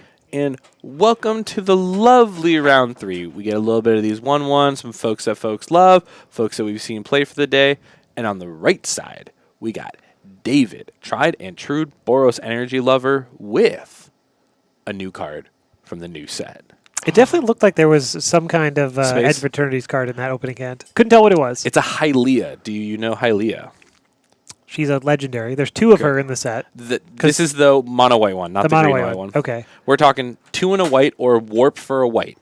When this or another creature enters, gain a life. If you gain 3 life during a turn, draw a card. That's pretty good. It just helps your pride engine. You make a lot of cards. You gain a little bit of life. And even though you warp her and she goes away, you can play her again later for 3 on turns when you're gaining even more life. Now, do you know what the Selesnya one does? No. When she enters her attack, you put a +1/+1 counter on something. Okay. And there's another line of text also, I'm pretty sure. And there's more text. But the one David's playing is Hylia, the mono white version with warp for 1. But this hand doesn't have it. This Multi 6 doesn't have it. Classic Boros stuff. And the return of Alex Luke, if you're here earlier today on this Tifa Infect deck, this is going to be the true test. Boros Energy is just threats and removal spells. And the Infect deck is threats and pump spells. And someone needs to come out on top in the pump spells versus removal spell battle. Okay, so we got the... So we're going to start with this guy. We're going to play a... Ignoble Hierarch. Ignoble Hierarch and the Inkmoth Nexus on turn 2. Oh. And Alex with a you know it, you love it, Becomament in hand. Ooh, that's one of my favorites.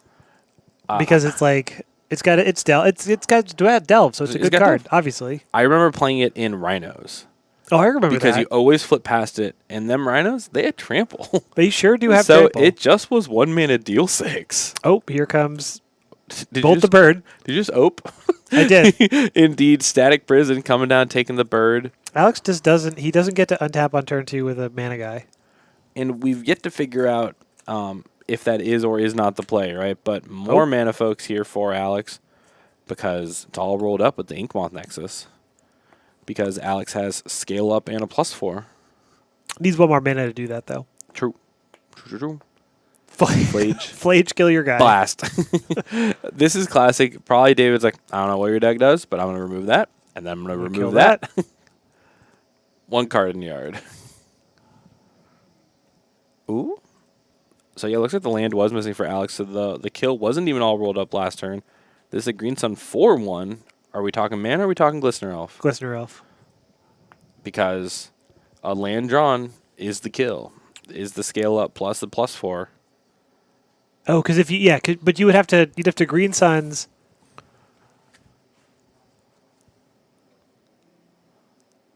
He's thinking about the prison. I hate Static Prison. Yeah. It's so hard when things are so temporary, right? I remember the amount of games where I put a Psychic Frog under there, and then 2 turns later, the Psychic Frog just comes back, and it's like, well, yeah, I did that to myself, didn't I? Here's the Ocelot Pride, a card that we've seen popping off all day today, and a Johnny Nakatl Pariah. And there's his brother, which looks a lot like a David's cat. We didn't get their names. We forgot to do that. We said that we were going to do it, and we never did it. We didn't get their names. So fire up the Inkmoth Nexus, in for 1. Start the count. Right, 1 at a time. Yeah, not You don't take not real toxic. Damage. No real damage here. Toxic hadn't been invented yet when Inkmoth Nexus was printed. Yeah, just the nasty damage, no real damage. A little chuckle from the folks down there, and an untapping here for David. Time for the prison to go. Prison.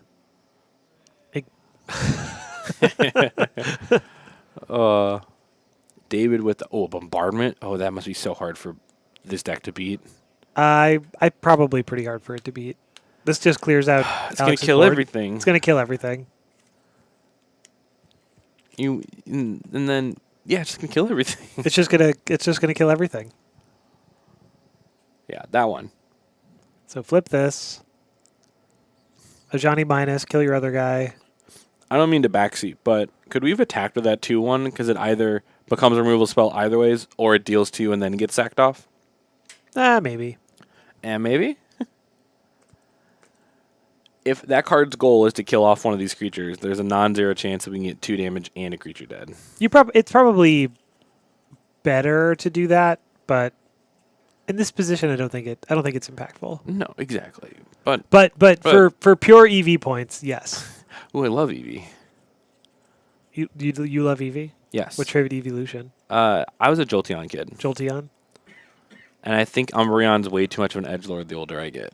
You don't like Umbreon? How do you feel about Shadow the Hedgehog? Rules.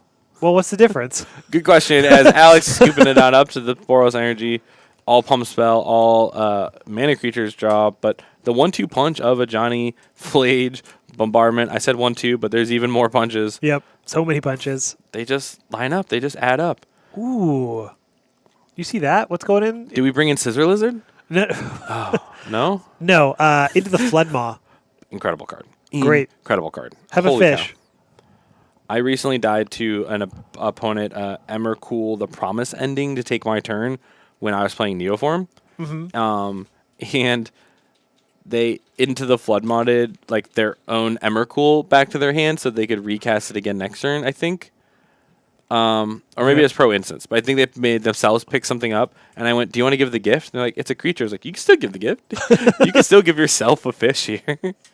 But yeah, and then we have David on Boros Energy. Look at it here with cards like Containment Priest, Clarion Conqueror, Wrath of the Skies, Wear Tear, Soul Guide, and Blood Moon. Okay, do you? And 2 Hylia. There she is. Right, there she's underneath, hiding. Yeah, right underneath Flage. Right beneath Flage, which is one of the cards that works well with Hylia, is the gaining 3 off the Flage. Importantly, do you bring in Blood Moon just to stop Inkmoth? Oh, wait, it shuts down fetch lands for Tifa, though. Oh. So it turns off that, too? So maybe it is good. Okay. Wrath of the Skies? Yeah. Yeah, probably. Yeah. That one I want. I think you have so many things to take out, or so many things that you might want to bring in, but like, what do you want to take out? Your deck is just kind of like good. I guess you don't. That's kind of good. Maybe Hylia is actually not good here. Well, no, you're drawing cards because your life game doesn't matter at all. Because you don't want to cut any of your removal. I guess you could cut Ragavans. So you could bring in. I love cutting Ragavan. So if you have 3 Vagavans you want to cut, you can bring in 2 Wrathless Skies and 1 Blood Moon. Okay. If you want the second Blood Moon, you could trim. Hylia, Voice of Victory. Yeah, Voice of Victory probably. Like you want a 2-drop in your deck, but you're not super worried about your opponent interacting on their turn. Again, I think 4 Static Prison is nonsense. That's a lot of Static Prisons. So some of those could go too if you really want. I suppose, yeah. So if you were upgrading your Static Prisons to Wrath of Skies, yeah. Oh yeah, and you don't want your prisons out there when you're wrathing. And just shout out because I love them. The Spider-Man Basics rule. Oh, the Spider-Man Basics rule. They're so cool, so beautiful. It's Tifa Infect time. Alex Luke on the play. Keepable 7? Sure looks like it. Bunch of lands, a Tifa, and some pump spells. Ain't that just the way, huh? Ooh, Inkmoth. This is like the turn when Urza Saga, like, I'm gonna kill you. You're gonna die, buddy. I don't know how to break it to you. That's a lot of pump spells for that. You're gonna die. Though it doesn't really get out of hand until turn 4, right? Because you need a lot of mana. You need a lot of mana because you're only attacking for 1 infect next turn. Oop, there's the the Ragavan. Left Ragavan's in. All right. Here's the deal. They kind of get through. They kind of don't get through. They kind of do something. They kind of do nothing. Right. The question is which of those do you want? That's true. And if David's not bringing in the Blood Moons, then you just keep. That's true. People. Yeah. But Ragavan also plays well with Blood Moon. Turn 2 Moon. Yeah, because you can turn 2 Moon. So we're gonna fetch shock. No moons. Probably no moons. Sacred Foundry and a fetch shock. No moons. I got a feeling. Or maybe you're like, oh, I'll use my treasures if I need white mana. I'm going to fake you out. I'm going to hurt myself so much. And then you won't have your green sources. Got them. I think David is fetching like he doesn't know that Tifa is in the deck. Oh, sure. Because so far you've just kind of seen the infect. Because you only see the infect stuff. That's fair. Oh, flip the other Inkmoth. So other Inkmoth. And then, Wrath of Skies is in play. We're going to go Guide of Souls, Wait, David has no interest in wrathing. He's got the board. Pride, Pride, trigger guide, end step, trigger pride. another Pride. Oh. Remember when David drew 4 prides last I week? remember that. Yeah, like got rid of 2 Prides and was like, well, I'll just play 2. Yeah, I'll just play these 2. And he was talking about, like, do you think I should have done this? And you drew 4 prides, none of it mattered. Yeah, it doesn't matter. Big news, just letting you know, didn't matter. So here we go. Fire that up. Okay, well, there's Scale 1 it up. infect. That's 6 infect. Put you to 7. My left foot doesn't matter. Your left foot doesn't matter. Let's figure it out. Well, I don't think Alex is dead. Is David dead? But David might be dead. But David needs removal spell. Currently does not have a removal spell. Galvanic, Thraben Charm, Wear Tear. Nope. Marsh Flats. Marsh Flats. So David is going to make is going to So attack many. for a bunch, and then is going to get a bunch of life and a bunch of energy, and then die to infect. Yep, got it. We'll have the city's blessing, so Bless up. So You many can- cats. you could make a lot of cats. Is it all tokens or token creatures? Tokens created this turn. So extra treasures. Yes. Extra treasures. Yavimaya. Okay. Oh, there's one. Oh, this isn't the elf deck. This is not the elf. I was like, deck, there's the right. Yavimaya. Yeah, Nice. yeah. That's not the elf deck anymore. Well, this is one of the elves. This is the other playable elf we identified. Oh, right. Yeah. Tifa human. Tifa's a human. Final Fantasy, like all humans. They're mostly basically. humans, Most- yeah. And- Unless Moogles. And they're little guys. Yeah, you're a human. Well, Or actually, cat. in 14, well, I guess the magic cards from 14 are all tagged as humans, but in the game, they have funny names. And cat ears. Not all of them have cat ears. Only the Makode. Yeah, only the cool ones. So you're making so many cats here because you're gonna make a cat. What was that? Oh, it was the elegant part. Alex had David's deck. David peeked out the elegant part. I was like, what are we doing? What are we peeking at? What are we looking at here? So This is huge. This is so much math. but it doesn't really matter. Nope. You should have it like there should be more cats and more treasures in play, but it actually just doesn't matter. Yeah. David doesn't have a discharge. A Oh, bombardment would be huge. Disciple of Freyles is an elf. Dang, 2 playable elves in the Neoform deck? Shoots, dude. Shoot. Okay, so Anyone sound off with any more playable elves? I like this game. this is a fun game. Just go to And- Goldfish and start looking at decks. No. Scryfall. Does Scryfall have a playable tag? Is actually index tag. I mean, you could just Scryfall Modern Legal Elves and scroll until you find something that you're like, oh wait, yeah. Oh yeah, that one. Eternal Witness was Human. Can't even believe you're doing that. what? Human. Eternal Witness is it an elf? It's so elf coded, but it's a human. That's crazy. I know. That's nuts. This is Tifa, in fact. Ooh. Crater Hoof is not an elf. It's an honorary elf, but not an elf. It's as close as you can get. Yeah, legally distinct elf. Sideboard, we got Consign Memories, Flood Maw, Stern Scolding, Force of Vigor, and Torpor Orb. Stern Scoldings, yes. I think, do we see Alex bringing into the Flood Maws as well? I think he only brought it into the Flood Maw. I Okay. don't know that he brought the consigns in. Or the Stern Scoldings, I mean. Do you think that's a concession to thinking there's Blood Moon? Or it could just be I don't want to bring in too many reactive cards, and I prefer the Flood Maw to Stern Scolding. Yeah. Because, Stern Scolding is more for Solitude decks, right? well, yeah, or they're more for decks where, like, you're playing Dimir Murktide and you want to upgrade your counter spells, so you're bringing in Stern Scoldings, right? To counter frogs, is that what you're saying? No. Oh, Out of that deck. Oh, out of that deck. Yeah. I don't think that he's worried about. So no interest in the Scoldings here. That's more for Solitude decks. and Right, stuff. exactly. Like, the sideboard out of proactive decks is to beat the cards you can't beat. Correct. Yeah. Okay. All right. I don't think Alex wants to go on like a control or mid-range plan here. Those don't exist. Not available for this Tifa Ooh. multi-hierarched deck. So I think David is about to may see that Tifa is in the deck finally. Oh, okay. Is that gonna be good? Is it gonna be bad? I haven't done the math yet, but you might be dead. Might be dead on turn 3. David, slam your Ragavan into this. Slam it into it. Both results are good for you. Slam. That's true. Come on and slam. Welcome to the jam. Boom. Oh, Changelings don't count. changelings don't count. Yeah, Sorry. Shout out chat. Unsettled Mariner. No way. I like Not it like though. that. Not like that. Mutavault also by that logic. Yeah. Only played in the Merfolk deck. What an elf. What an elf! David doing Remember the thing? Snow Mutavault? Yes. I wish that saw more more Didn't play. it get banned? Snow Mutavault? No. Yeah. Why would it get banned? I swear it did. I think it's definitely not good enough in any format to get banned. I swear I got soft banned in Standard.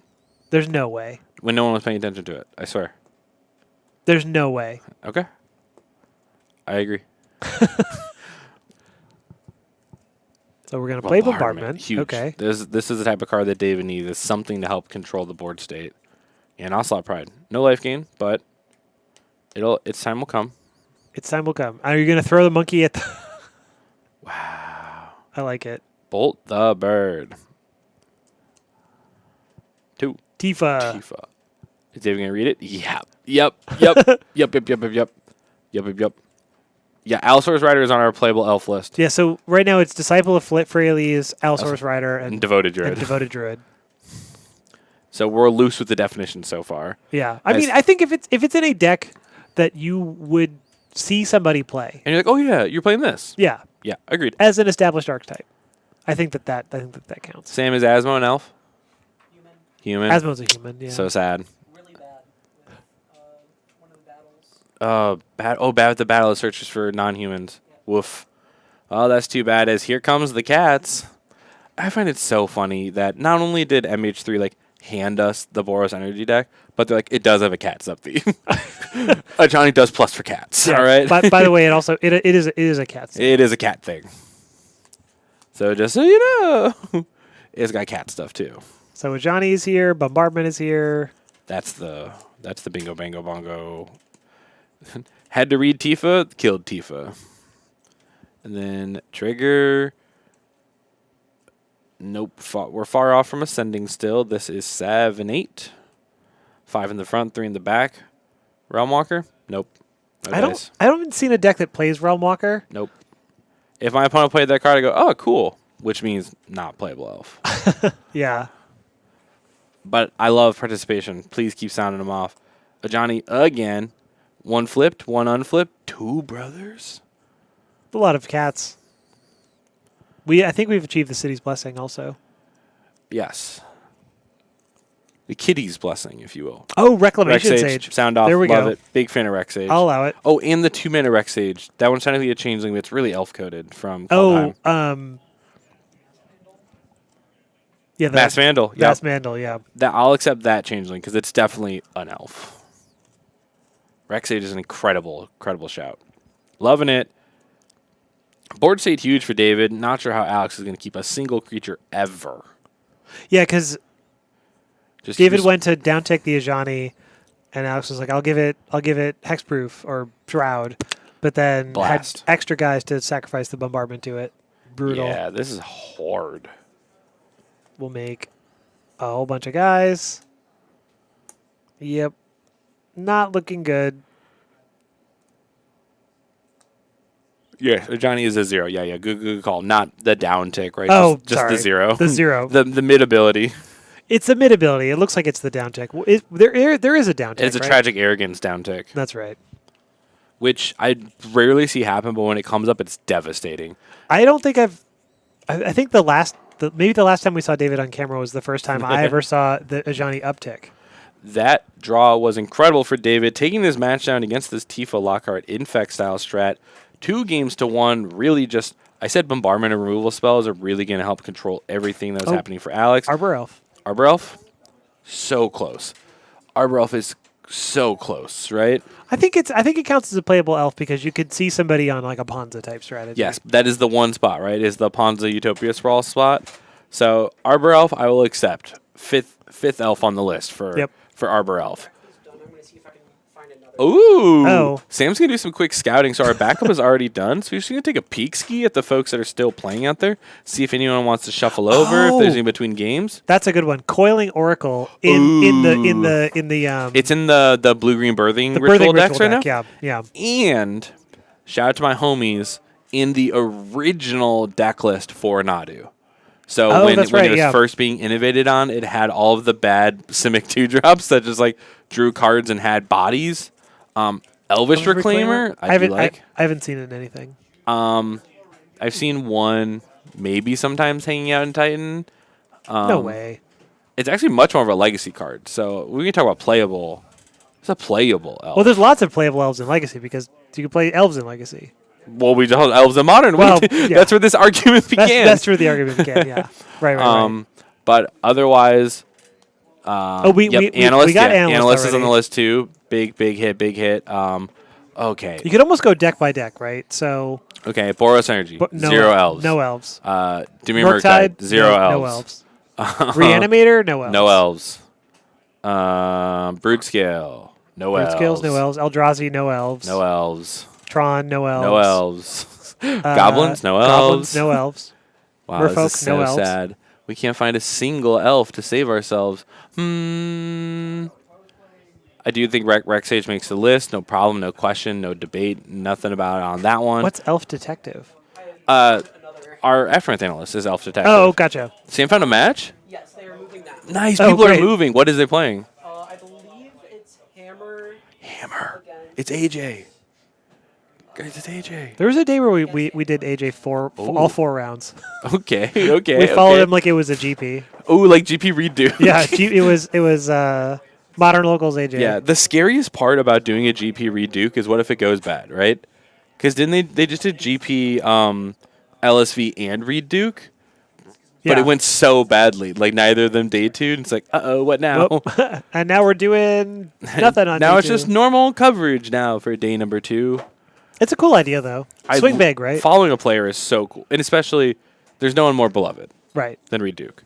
I remember telling my fiance, even though like not really aware of Magic, but I was like, the Pro Tour is back, and the person who won the first Pro Tour post-COVID, everyone cheered. Everyone was so excited because to see the Reader Rabbit win the first PT back, like no one's sad, right? No one's mad to be like, darn, Reed Duke won the Pro Tour. He had a great tweet about that too, where he was like, "I had an advantage because the matches were decided by playing games of Magic." By playing games of Magic, and the more games of Magic played, the better I do. Like, we're paraphrasing, but Yeah, it was something like that. Reed, because Reed is so nice, but it was the biggest slam. It's just like I have the benefit because we played more games, and the more games that are played, the better it is for me. Don't think you're off the hook, chat. If you think of more elves, I want to know. Yeah, elves in tier 2 and 3 modern decks. Yes, I mean Neoform doing heavy lifting with 2. With 2 of them. 2 of the elves. One being a combo enabler, and one being a 4-ish. You know? So, one is just a land. Yeah. Not just a land. You hit that Galta trigger, and you go, I'll sacrifice this Galta. I'll draw 13. Oh. Gotcha. Like, you can hit the Raggy on that one. Gotcha. Oh, fuck. Should we move some folks over? What you said it was Hammer v Titan? Dang. You want to talk about ships in the night? It's Max is back. Oh, good. Max recovered to the 1-1 after the heartbreaker of round number 1. Shouts to Kamari. We love Kamari. Sam the Boo. Love Kamari. We're Kamari fans. But real heartbreaker for Max. So awesome to see the redemption here. And AJ on the right side, tried and true Hammer Time player. And Glade Cover Scout. I'll take it. a boggle. It's a boggle. The yeah. boggle. I think again, we're just looking for elves that would be in a deck that you would see. And I go, oh, sweet. Yeah. I'm loving this. See, this is how I can tell. We got Glistener Elf. We got Glistener Elf, yes. Yeah. I love the people in chat on Scryfall. We've gotten to G. Yeah. That's true. Yeah, they're going alphabetically. Yep. Because Elvish Reclaimer, we were in E. Now we're at G for Glade Cover and Glistener. So, all right. While they're shuffling up. No, you're on. Okay. Oh, well, you're on Goldfish. because we're shuffling up here. Max is doing some hard sideboard. Domain Zoo. There's no elves in Domain. Right? No elves. Doorkeeper Thrall. No. No elves. Nope. No elves. The Infect version of Reclaimer. Whoa, wait, do you mean the The one that was in Viridian Outcast. Yeah, Emissary. No, Viridian. No. Viridian. It's- Yeah, the Disenchant, because it was in the Shatter meta. Like when your deck was just only Shatters. Oh yeah, it was Viridian. No, not Corruptor? Viridian Corruptor. That Viridian sounds right. Corruptor. Oh my gosh. Titan, no. Thank God of all. No, Titan, yes. Well, sorry. Aftermath Analyst, Titan, yes. We've already covered Titan. Demir Murktide, no. Ruby Storm, no. No, Belcher, no, Affinity, no, Prowess, no. Neoform we covered. 2 Goryo's. elves. Ooh, Brood scale, none. Brood Scale? You never know. I do know. There's no, because the closest to light halfling, which is a halfling. Oh right. Boggles in the budget decks area. Oh wait, or is it Viridian Shaman? Viridian Shaman. It is Shaman. Okay, yeah. Sign off in chat. Love that. Wait, Living End? Elves?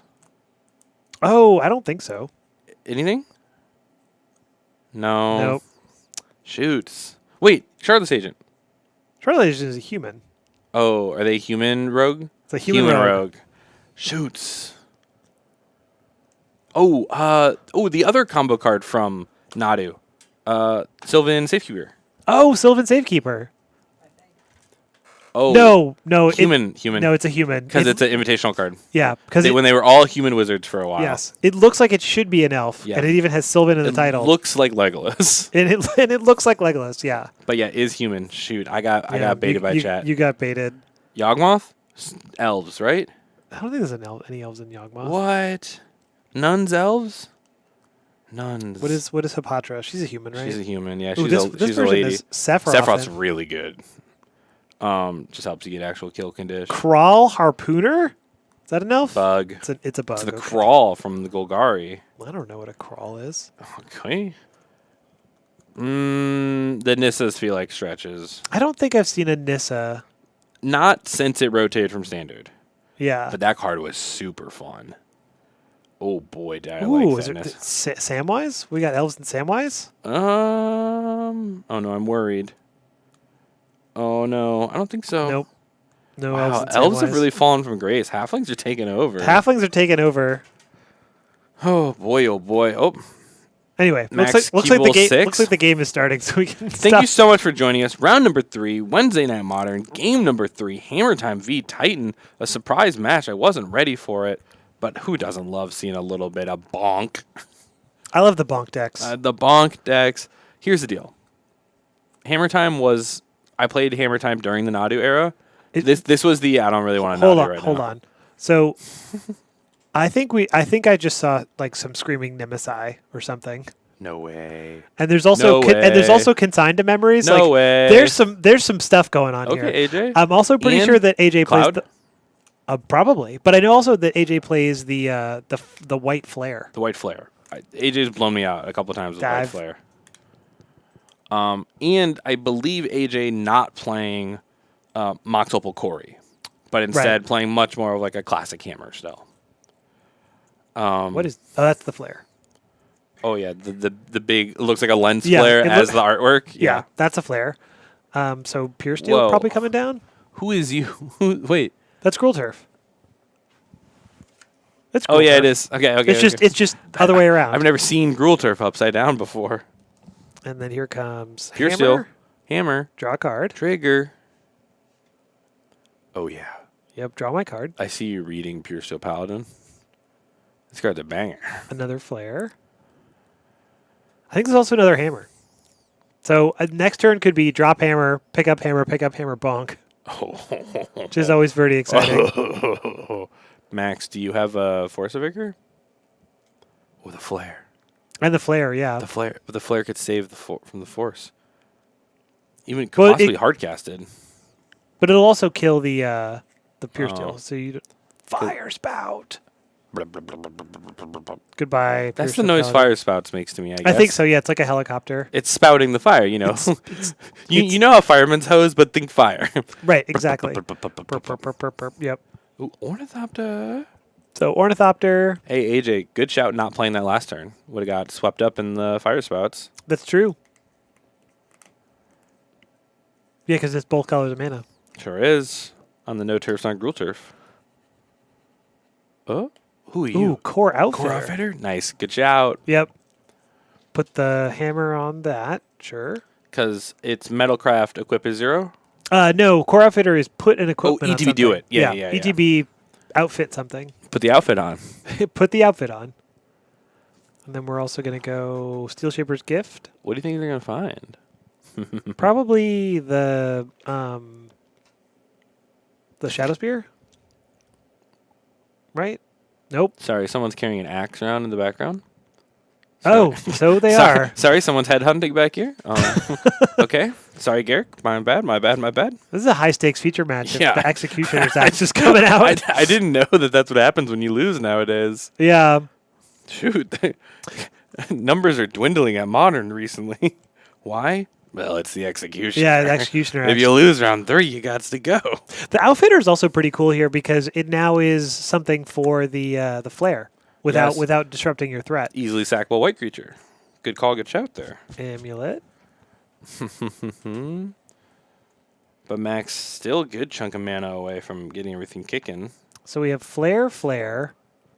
Ooh, for AJ, 2 flare. Yeah, 2 flares, the hammer that they just picked up, and then another card. The Steel Shaper was for hammer. I missed that part. Yeah, it was Good. for hammer. Planes. So I wonder if we have the Assassin's Creed card to instant speed equip the hammer. Battlefield improvisation. Battlefield improvisation. Oh, yeah. What a banger. Right before Corey came out, that card had its moment. What's 4 mana? Force. Hard cast Force of Vigor. Kill both your guys. Those 2, please. Here's the blowout. Hard cast Flare. Yep. Pay all the mana. Oh, because you can just have backup Flare. Sure could. That's pretty cool. So yeah, and bonk you for a lot. Wow, that was Flare for Force. Flare for Force. Both hard cast. Both. All the free spells getting hard cast here. Who needs them free? Again, here's that Flare of Fortitude. So what happened there is we paid the full 4. Life totals can't change. Permanents gain X-Roof and Indestructible. Woof. Woof. Woof, woof. The Battlements. The battlements. Honorary Battlements, please print a pretty version of this card. Please. It's going to be hard because you also have to reprint back. the back and the Hanowar Garrison. Watsy, I give you permission. You can print just the front. It's okay. Whoa. Hey, woo, hey, woo, hey, woo. A lot of mana about to happen Hey, here. whoa, hey. Okay, so, Lotus Field, Bounce Land, T West. That seems good. That's going to give you 6, 7, 8, 9, 10, 11, 12. Pick them up, transmute down to 9. Start the thing. All right, that's my guess. That's a good guess. That's my guess. So bounce land. Important to note that the Honorary Battlements is in the yard, so eventually for kill condition, we will need the Graveyard Copier. Echoing Deep. Echoing Deep or Aftermath Analyst to get all your lands back. Yes, of course. I have also seen let's go, dudes. Yeah. A notable Amulet streamer, Mistaken. So if those are big Amulet fans, will probably recognize the name. Recently just started playing Leagues of Titan of just old school, like no Scape Shift, no Aftermath, just like going back to playing the classic. Oh, like with the double strike land and everything? At least back to Dryad Val cutting people. Oh, I don't know all the way back to double striking, which that's the true That's classic. Sunhome, right? Sunhome Yes. Forces Legion. You know what? Actually, the most OG. Give me the Hive Mind back. Oh yeah. That's when very you're OG. Hive Mind pacting your opponents. So we're getting 4 blue, 2 green. Yeah. It's going to overall be 6, 7, then- 8, 9, 10, 11, 12 mana and a picked up T-West. Yep, and then however many from the Lotus Field. Yeah. Oh, Max actually might be interested in immediately going to get Aftermath Analyst, cracking it, bringing all of these lands back, plus the ones that we got rid of, in the process allowing us to pick up T-West again. Right. And then starting to get the other goods. So okay, so a bunch of green. But wait, AJ is the flare in hand, right? AJ has Which the flare has in the hand. clause your life total can't change. Correct. So if Max goes through all this effort to try to kill, AJ goes, I can't die right now. I can't die. And then the flying Ornithopter comes in for 10. The Ornithopter does not fly The hammer's too heavy. because the hammer is too heavy. Guys, the hammer's Yeah, too the heavy. hammer is way too heavy. The hammer's so- too heavy. Does not fly. Guys, the hammer's too heavy. I know it's a tough one. I mean, the hammer's so big. It's colossal. It's colossal, in fact. Oh, jeez. Yep. See, and here's the thing. Now AJ's locked in, right? Yep. Are you trapped in here with me, or am I trapped in here with you? As the loop will go and go and go and go. But AJ can make all of his stuff indestructible and hexproof, and his life total can't change. Right. So Max can't even go for the bounce all your permanents play. Yeah, can't bounce your stuff, can't Besage you, loop you, because AJ can just say, no touchy. None's here. But I think Max can actually set up the loop. Can you execute that loop during your opponent's turn? About to say, yeah. You can set it up and just do it on their turn. But we could awkwardly stop somewhere, depending on when AJ goes to deploy. I don't know when that would be or what would make it awkward, but it could happen. Oh, Mycosynth Garden's tempting to get a third amulet. Just really go crazy. 2 amulets is enough usually to get things going here, but all the other amulets. And it's entering tapped due to Aftermath Analyst's effect. So even though that land would normally be untapped, the garden, it's still entering tapped, ergo triggering the Amulets of Vigor. Folks, thank you so much for I'm just kidding. Not signing off. Just kidding. Yeah. This is really interesting because usually at this point you look at your Titan opponent and you're like, okay, do you know how to kill me? Do you know what you're gonna do? Yeah, like just but here Max really has to cycle through this in a really specific order because AJ has this these windows for the flare to get cast. My favorite part is Max hard moding this by doing each of these one per moment, one per action. Yep. Uh-huh. What about those ones? Yep. Yep. Alrighty, nice, loving it. Important part here, right, is navigating the mana, using the Mycosynth Garden to become another amulet, making these numbers keep going up, up, up, up, up, up. Right. What's important is the T West here can find another Summoner's Pact to get another Analyst if Max so pleases. Because might actually use it and all this mana to find Titan to get Shifting Woodland to be able to fully put the squeeze down. Right. Because now this has achieved big mana. Now that big mana has been achieved, then you can do just about whatever you'd like. Because you eventually get to the point where you just go, this bounce land and this Besage you over here is going to pay for itself and pick it up. And then I'm going to sack those into the Lotus Field. And I'm going to do all the other things. And each time you're going to slowly lose somebody and you're going to lose something. But AJ, with the flare, it's going to make it happen. So has not quite infinite mana, but certainly enough mana to do whatever he feels like. And the question is going to be, yep, it's Cycle T West. Yep, cycle T West. Oh. Motion at the Outfitter. Okay. A little point. Love Magic players pointing with cards. It's really like something only we would do, right? Of using the cards to point. Right. So, yep. Note that I'm shortcutting here. Do this. Do this other thing. Play a Titan. Go down to 108 mana. Yeah. Spending my 6 for this Titan. Especially once you have 3 amulets. The mana really, it matters. Everything's made up and the mana don't matter. Yeah, it matters, but also kind of doesn't matter. So we're going to get a Lotus Field for 9. Show me the Shifting Woodland. Yep. Because we have a minimum instant creature land in graveyard. Instant creature land. What if we don't have Delirium? Well, we could go get a Saga, and you'd let that go to the yard ski. We are in fact grabbing Shifting Woodland here, so confirmation of Delirium incoming. So we have instant land, instant enchantment. Yep. Okay. Sorcery. Okay, big achieved. Oh, because Summoner's Pact. Yep. Okay. And Scape Shift. No, Pact's an instant, but there's a Scape Shift.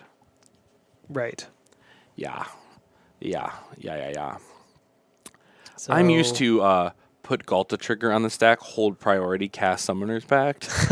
Right. I'm aware of its instant speed So right give now. give that haste, make a bunch of mana, sacrifice all my stuff.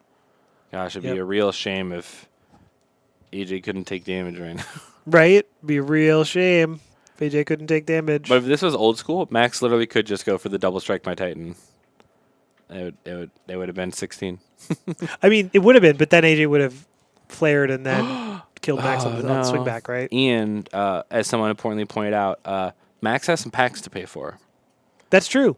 So there will be packs to pay for. If the turn loops back around, which AJ knows that AJ can't die right now. So if Max doesn't leave Max with lands, oopsie. Could die to the pack trigger. So what's going on here?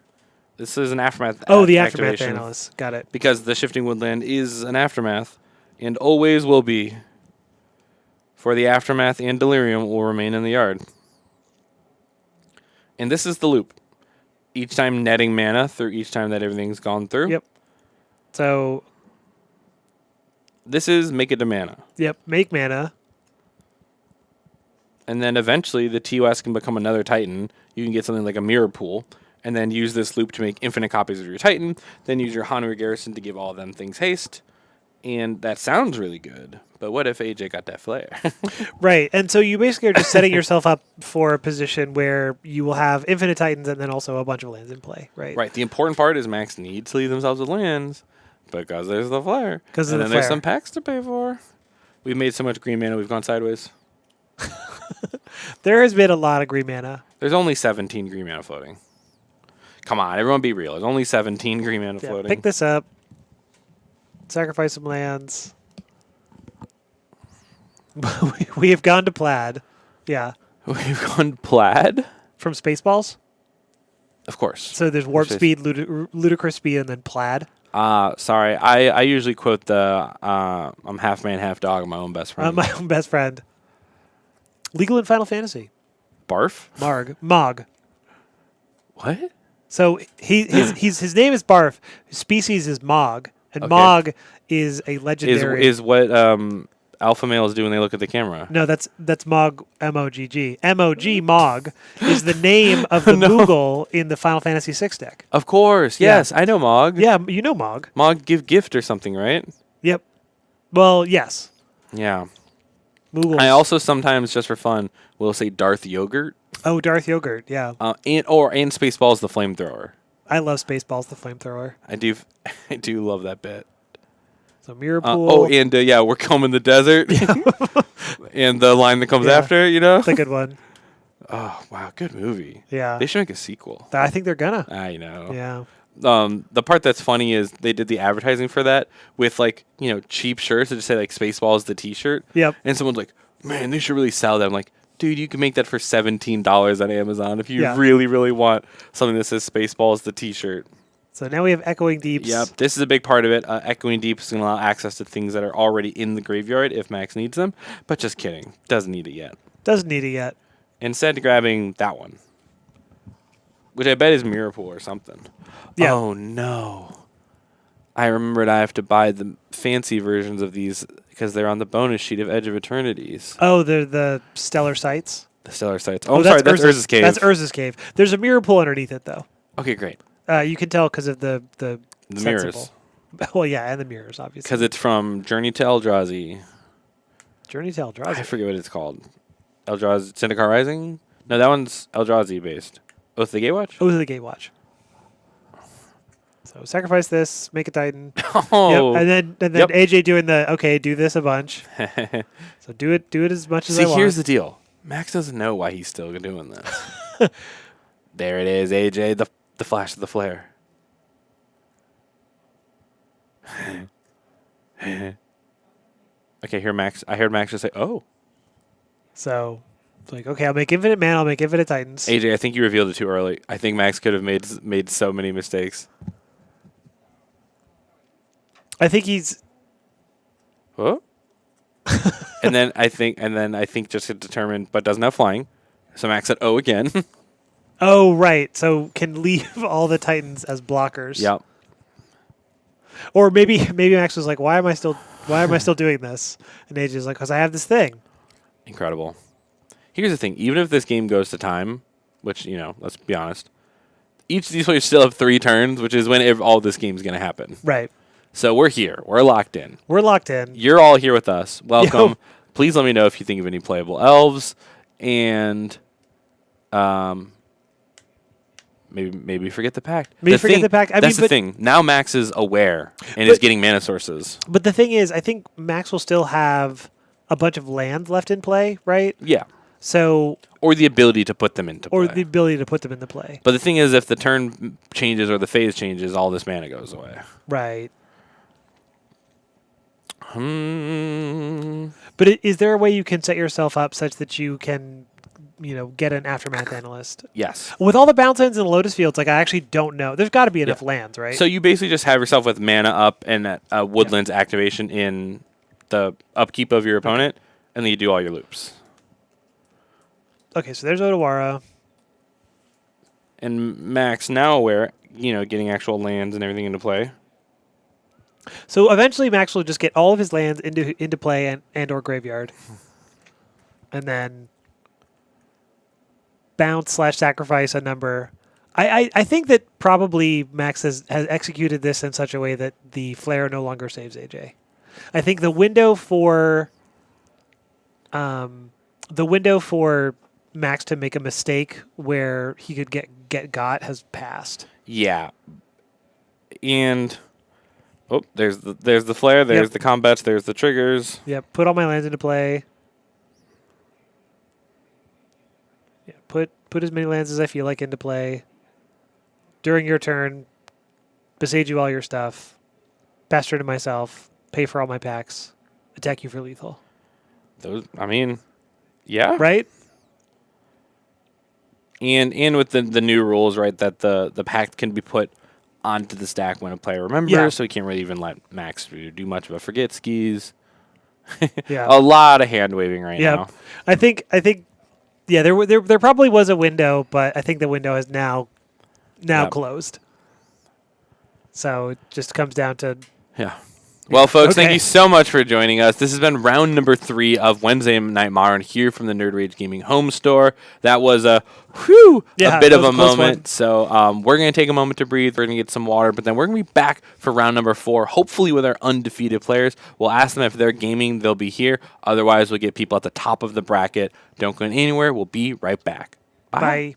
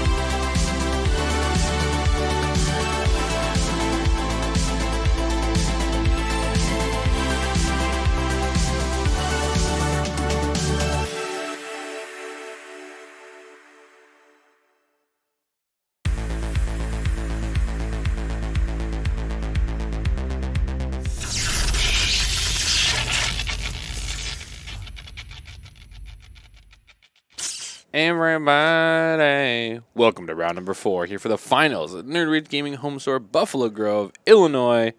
I'm Dom Stryker. That's May. How does Asterek fit into this deck? What? We're sorry. We're talking off camera right before we got started. Kamari played Asterek combo in Pioneer. Oh, in Pioneer. Okay. I was like, Oh, I thought he was playing Boros Energy Boros Energy earlier, and he's still playing Boros Energy. So Yeah, I yeah. was very confused where Asterek. Yeah, we were referring to coverage on the series events. Understood. Kamari played Asarak combo on coverage. But welcome back, folks. Kamari on the left side, Boros Energy, Jack on the right side with the Goblins. This is what we were talking about earlier today.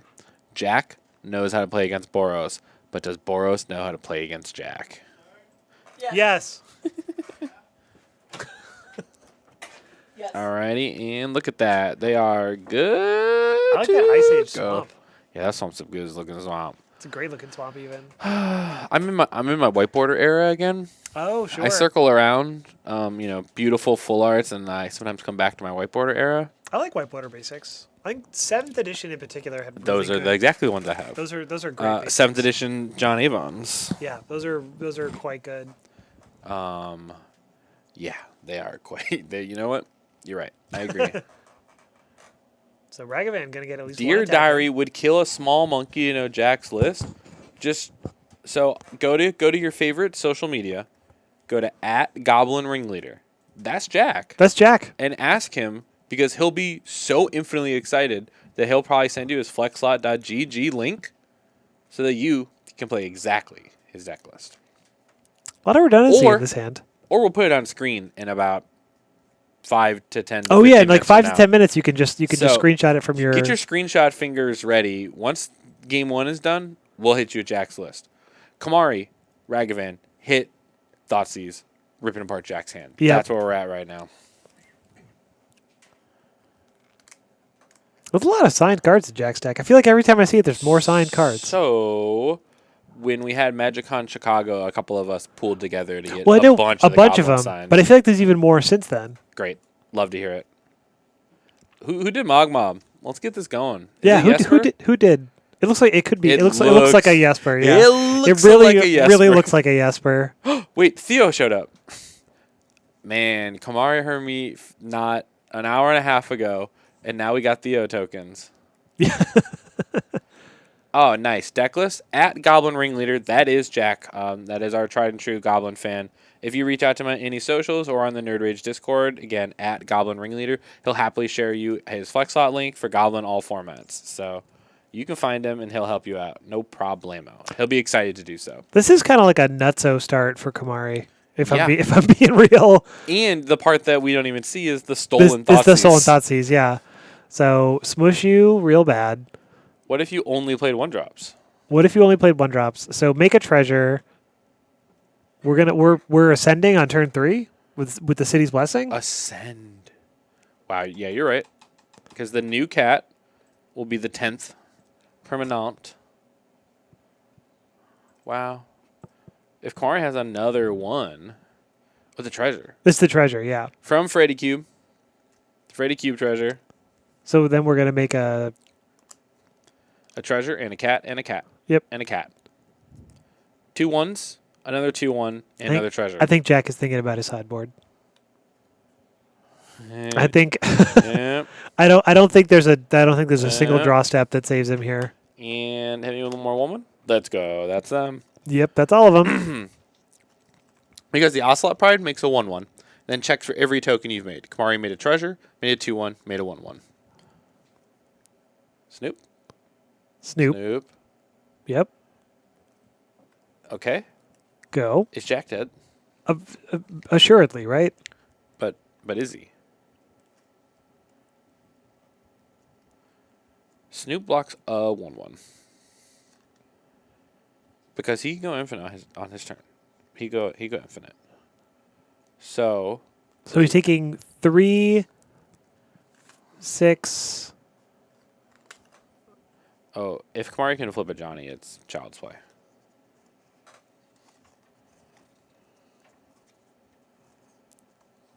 So 3, 6, 8, 10. That number's already too big. Uh-oh. Yeah, it's so lethal. Okay, you don't have to say so. Such a good spot. Ocelot Pride milled over from the Surveil. You attack with everything but a Johnny. Yeah, just smush. Oh, because the blocked cat flips the Ajani. So Ajani Or- must be the card that's blocked. So that's free. Yeah, but there's Whoo! yeah with the jump. There's a Oh, there was enough energy for another jump. yeah because Kamari was at a bunch of energy for making all the tokens at the end step. Yep. So just a lot. So Now- here's the goblins list. Here's the goblin list. If you can hear me out, that's the goblins list. This is the list for goblins. Screenshot this. Sideboard cards: Fatal Push, Brotherhood's End, Chalice of the Void, Damping Sphere. The ends and the pushes are probably coming in. I got to imagine yes. Get the Trash Man out of here. Yeah, Trash Man not really doing a lot for you. The Singular Chthonian can go. Probably the one Sting Scourger. No, Sting Scourger, Bounce Flage. I think that's an important part of the Is it? plan, I thought. Hmm. Doesn't it have Flash? Sting Scourger does not have flash. That's Echo, right? Has Echo. Echo Bounce. A lot worse as a keyword. That Echo is a lot. Yeah. It's a lot You know worse what? than Flash. You know, Echo is a lot worse than Flash. I'll give you that. But the Nightmare can go. The Trash Man can go. I think the Thoughtseizes maybe can go because you don't Seasons. Yeah. because you're not like your Thoughtseizes are better off as fatal pushes, right? Ooh. Yeah. Jack I know is a known Chalice of the Void enjoyer. So there's a non-zero chance that he brings in the Chalice. Well, he knows that if you put the Chalice on 1, 2, and 3, that Boros can't cast any spells That's true. because he's done it. We'll see. We'll see. The hard thing is there's a lot of moving pieces in this deck, right? And not a lot of them that can be messed with. So it is important just as much as what's brought in is what's brought out to really keep that balance. Because this is an aggro combo deck, not really dissimilar to a lot of what's going on in Boros Energy. Which looks like Kamari on the left side. Game number 1. Right side, Jack, the Goblin Ringleader, playing the goods. Some week we're gonna have to make our players sideboard face up, so we can actually instead of speculating, Oh, we can just get in their heads. We'll be like, okay, Jack, turn around. Kamari's gonna sideboard face up, and then Kamari turn around. Jack is gonna sideboard face up. My favorite thing is on the PT and like high level events. Kamari's hand has 3 flages in it. Okay. Would you? That hand is like oddly keepable, isn't it? Probably. I know in the PT they'll take the player sideboards because if they take the full 15, they know exactly what came in and came out. Oh, right. Because they have the full 15 cards that aren't registered for the game that's being played. So I think it's kind of a smart, elegant way for them to tell you exactly what the sideboarding was. Both players going to 6, so the triple flage hand just wasn't doing it for you. I'm usually pretty calm at the table. Not many things would tilt me.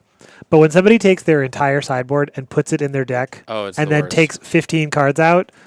And you're just hoping that they left an awful sideboard card in against you. Yeah, or they're just, I'm like, You know they're such an old head. Yeah. Because you and I have been playing for a while, and we have not been playing full 15 sideboard a while. or it's just like, Yeah, that's a Jack, bad that's end. gone. So now we're both going to 5. Jack did bring in chalices. He did. Oh, They're like, no, I don't want to give my opponent information of how many cards I'm sideboarding in. no, of course. I'm like, brother, I am not looking. But also, Jack did one of my favorite things, which is like putting cards on the table to complain about your mulligan, but not dropping the sideboard card on the table while complaining about the mulligan. Oh, I didn't even see that. Yeah. That's good. I like So that. he's like dropping the blood crypt and the 2 Kiki. He's like, ugh, can't keep this, but not the But chalice. not the chalice. Oh, Kamari, goated mountain choice. It quickly goes to the bottom, but that's a OG mountain. That's a good looking It was mountain. old, beautiful, deep red. Here we go. Goblin 5 versus Boros 5. Well, That's pretty good. last time Ragavan took Thoughtseize and absolutely shredded Jack. But Kamari also only played 1-drops for most of last game, so we'll see if that continues over. A little surveilling for Jack. So a quick thumb through Jack's deck. I saw Sting Scourger still in. I didn't see any Thoughtseizes, so I think Thoughtseizes are out. Okay. Good to know. Good to knows. And a little surveil action for Jack. Oh, is that a thinking or a snap? Okay. Yep. Matron down. Ooh, Brotherhood. Brotherhood's End. Ooh. Snoop. What? See, there he is. Yeah. Now, Jack could just natural. Nope, not anymore. Just kidding. He also can't because he doesn't have a third land. So he would need to have a third land and the other one. Oh. So Sting Scourger. You think Kamari's going to cast the Sting Scourger? Not if Kamari reads it and sees it as an echo. Not if he reads it. Woof, dude. Not if he reads it. Yep. Jack stalled on 2. Boros Energy rumbling in. The Goblin Ringleader revealed off the top. Do you want to cast it? Yeah, you think Kamari's going to find some goblins? Probably not. Clarion Oh, Conqueror. Clarion Conqueror is pretty good against goblins, huh? Can't combo. No Kiki for Yuski. Chalice on one. Chalice on 1. What, you thought you were going to cast 1-drops? Think Kamari's going to check him? Always. Immediately, right? You got to do Boom! it. Kamari, you dropped all your 1-drops. You dropped all your one. Well, one of those was Goblin Bombardment, but still. Oh, that's funny. Oh, and he took the land. Jack Jack, needed not that. like this. No, not like this, Jack. Ugh. 2 Brotherhoods end in hand. 2 Brotherhoods End. Yep. Ooh. Thank you. Thank you, thank you, thank you for joining us. Told you we got to hear at 9:30. Yo, no joke. 9:21. All right, we're about Yeah. to sign off, folks. So what's great is this has been kind of a classic tried and true Boros Energy just curving out, doing its thing, especially if you as the opponent, no matter what you're playing, if you just stumble even just a little, you could be playing your best matchup. Boros will run you over. If you take a moment, take a beat, take a stumble, they're coming for you. Yep. Unfortunately true. Yes. Most likely, so folks know, most likely won't be a stream next week because next week will be the week Right. of NRG Lansing. So all of the same streaming software that we use here for the locals is the same one that are used at the high level events. So in order to bring you guys all that wonderful, beautiful content over the weekend, there's a strong chance the stream will be down next week and the week following. If that changes, well, hey, you'll see us going live on Wednesday, but just be aware that we are aware that that's most likely our plan is to be off for the next 2 weeks because we're preparing everything for NRG Lansing. Hopefully you will be at NRG Lansing. The Saturday 10K event is going to be standard. If you do, Isn't it modern? No, it's standard. No. Oh, I'm thinking of the next one. Sorry. If- I'm just throwing all kinds of wrenches If here. you do Here or it is, don't yeah. like VV, that's up to you. But we got that 10K standard showdown. Remember, the showdown gets a token in your likeness, and you auto-qual for champs. So standard is the place to do that on Saturday in Lansing. And then on Sunday, the 10K team trial. Standard, modern, popper. I'll see you out there in those streets. If you are sitting in that modern seat, well, you and I might just be able to battle out there. There's more additional events, September 13th and 14th, Mundelein, 10K Modern Showdown, and 5K TBD. In November 1st through 2nd, Elmhurst, another team event, Standard, Modern, and Sealed, and a 10K Modern Showdown. So if you need to get that competitive itch, that's where many of the folks here from the home store, that's where the stream and all the employees and everyone will be down in Lansing next week and next weekend. Thank you all so very much for joining us for this Wednesday Night Modern stream here from the Nerd Rage Gaming Home Store. Thank you all so very much, and have a good night. Bye. Bye.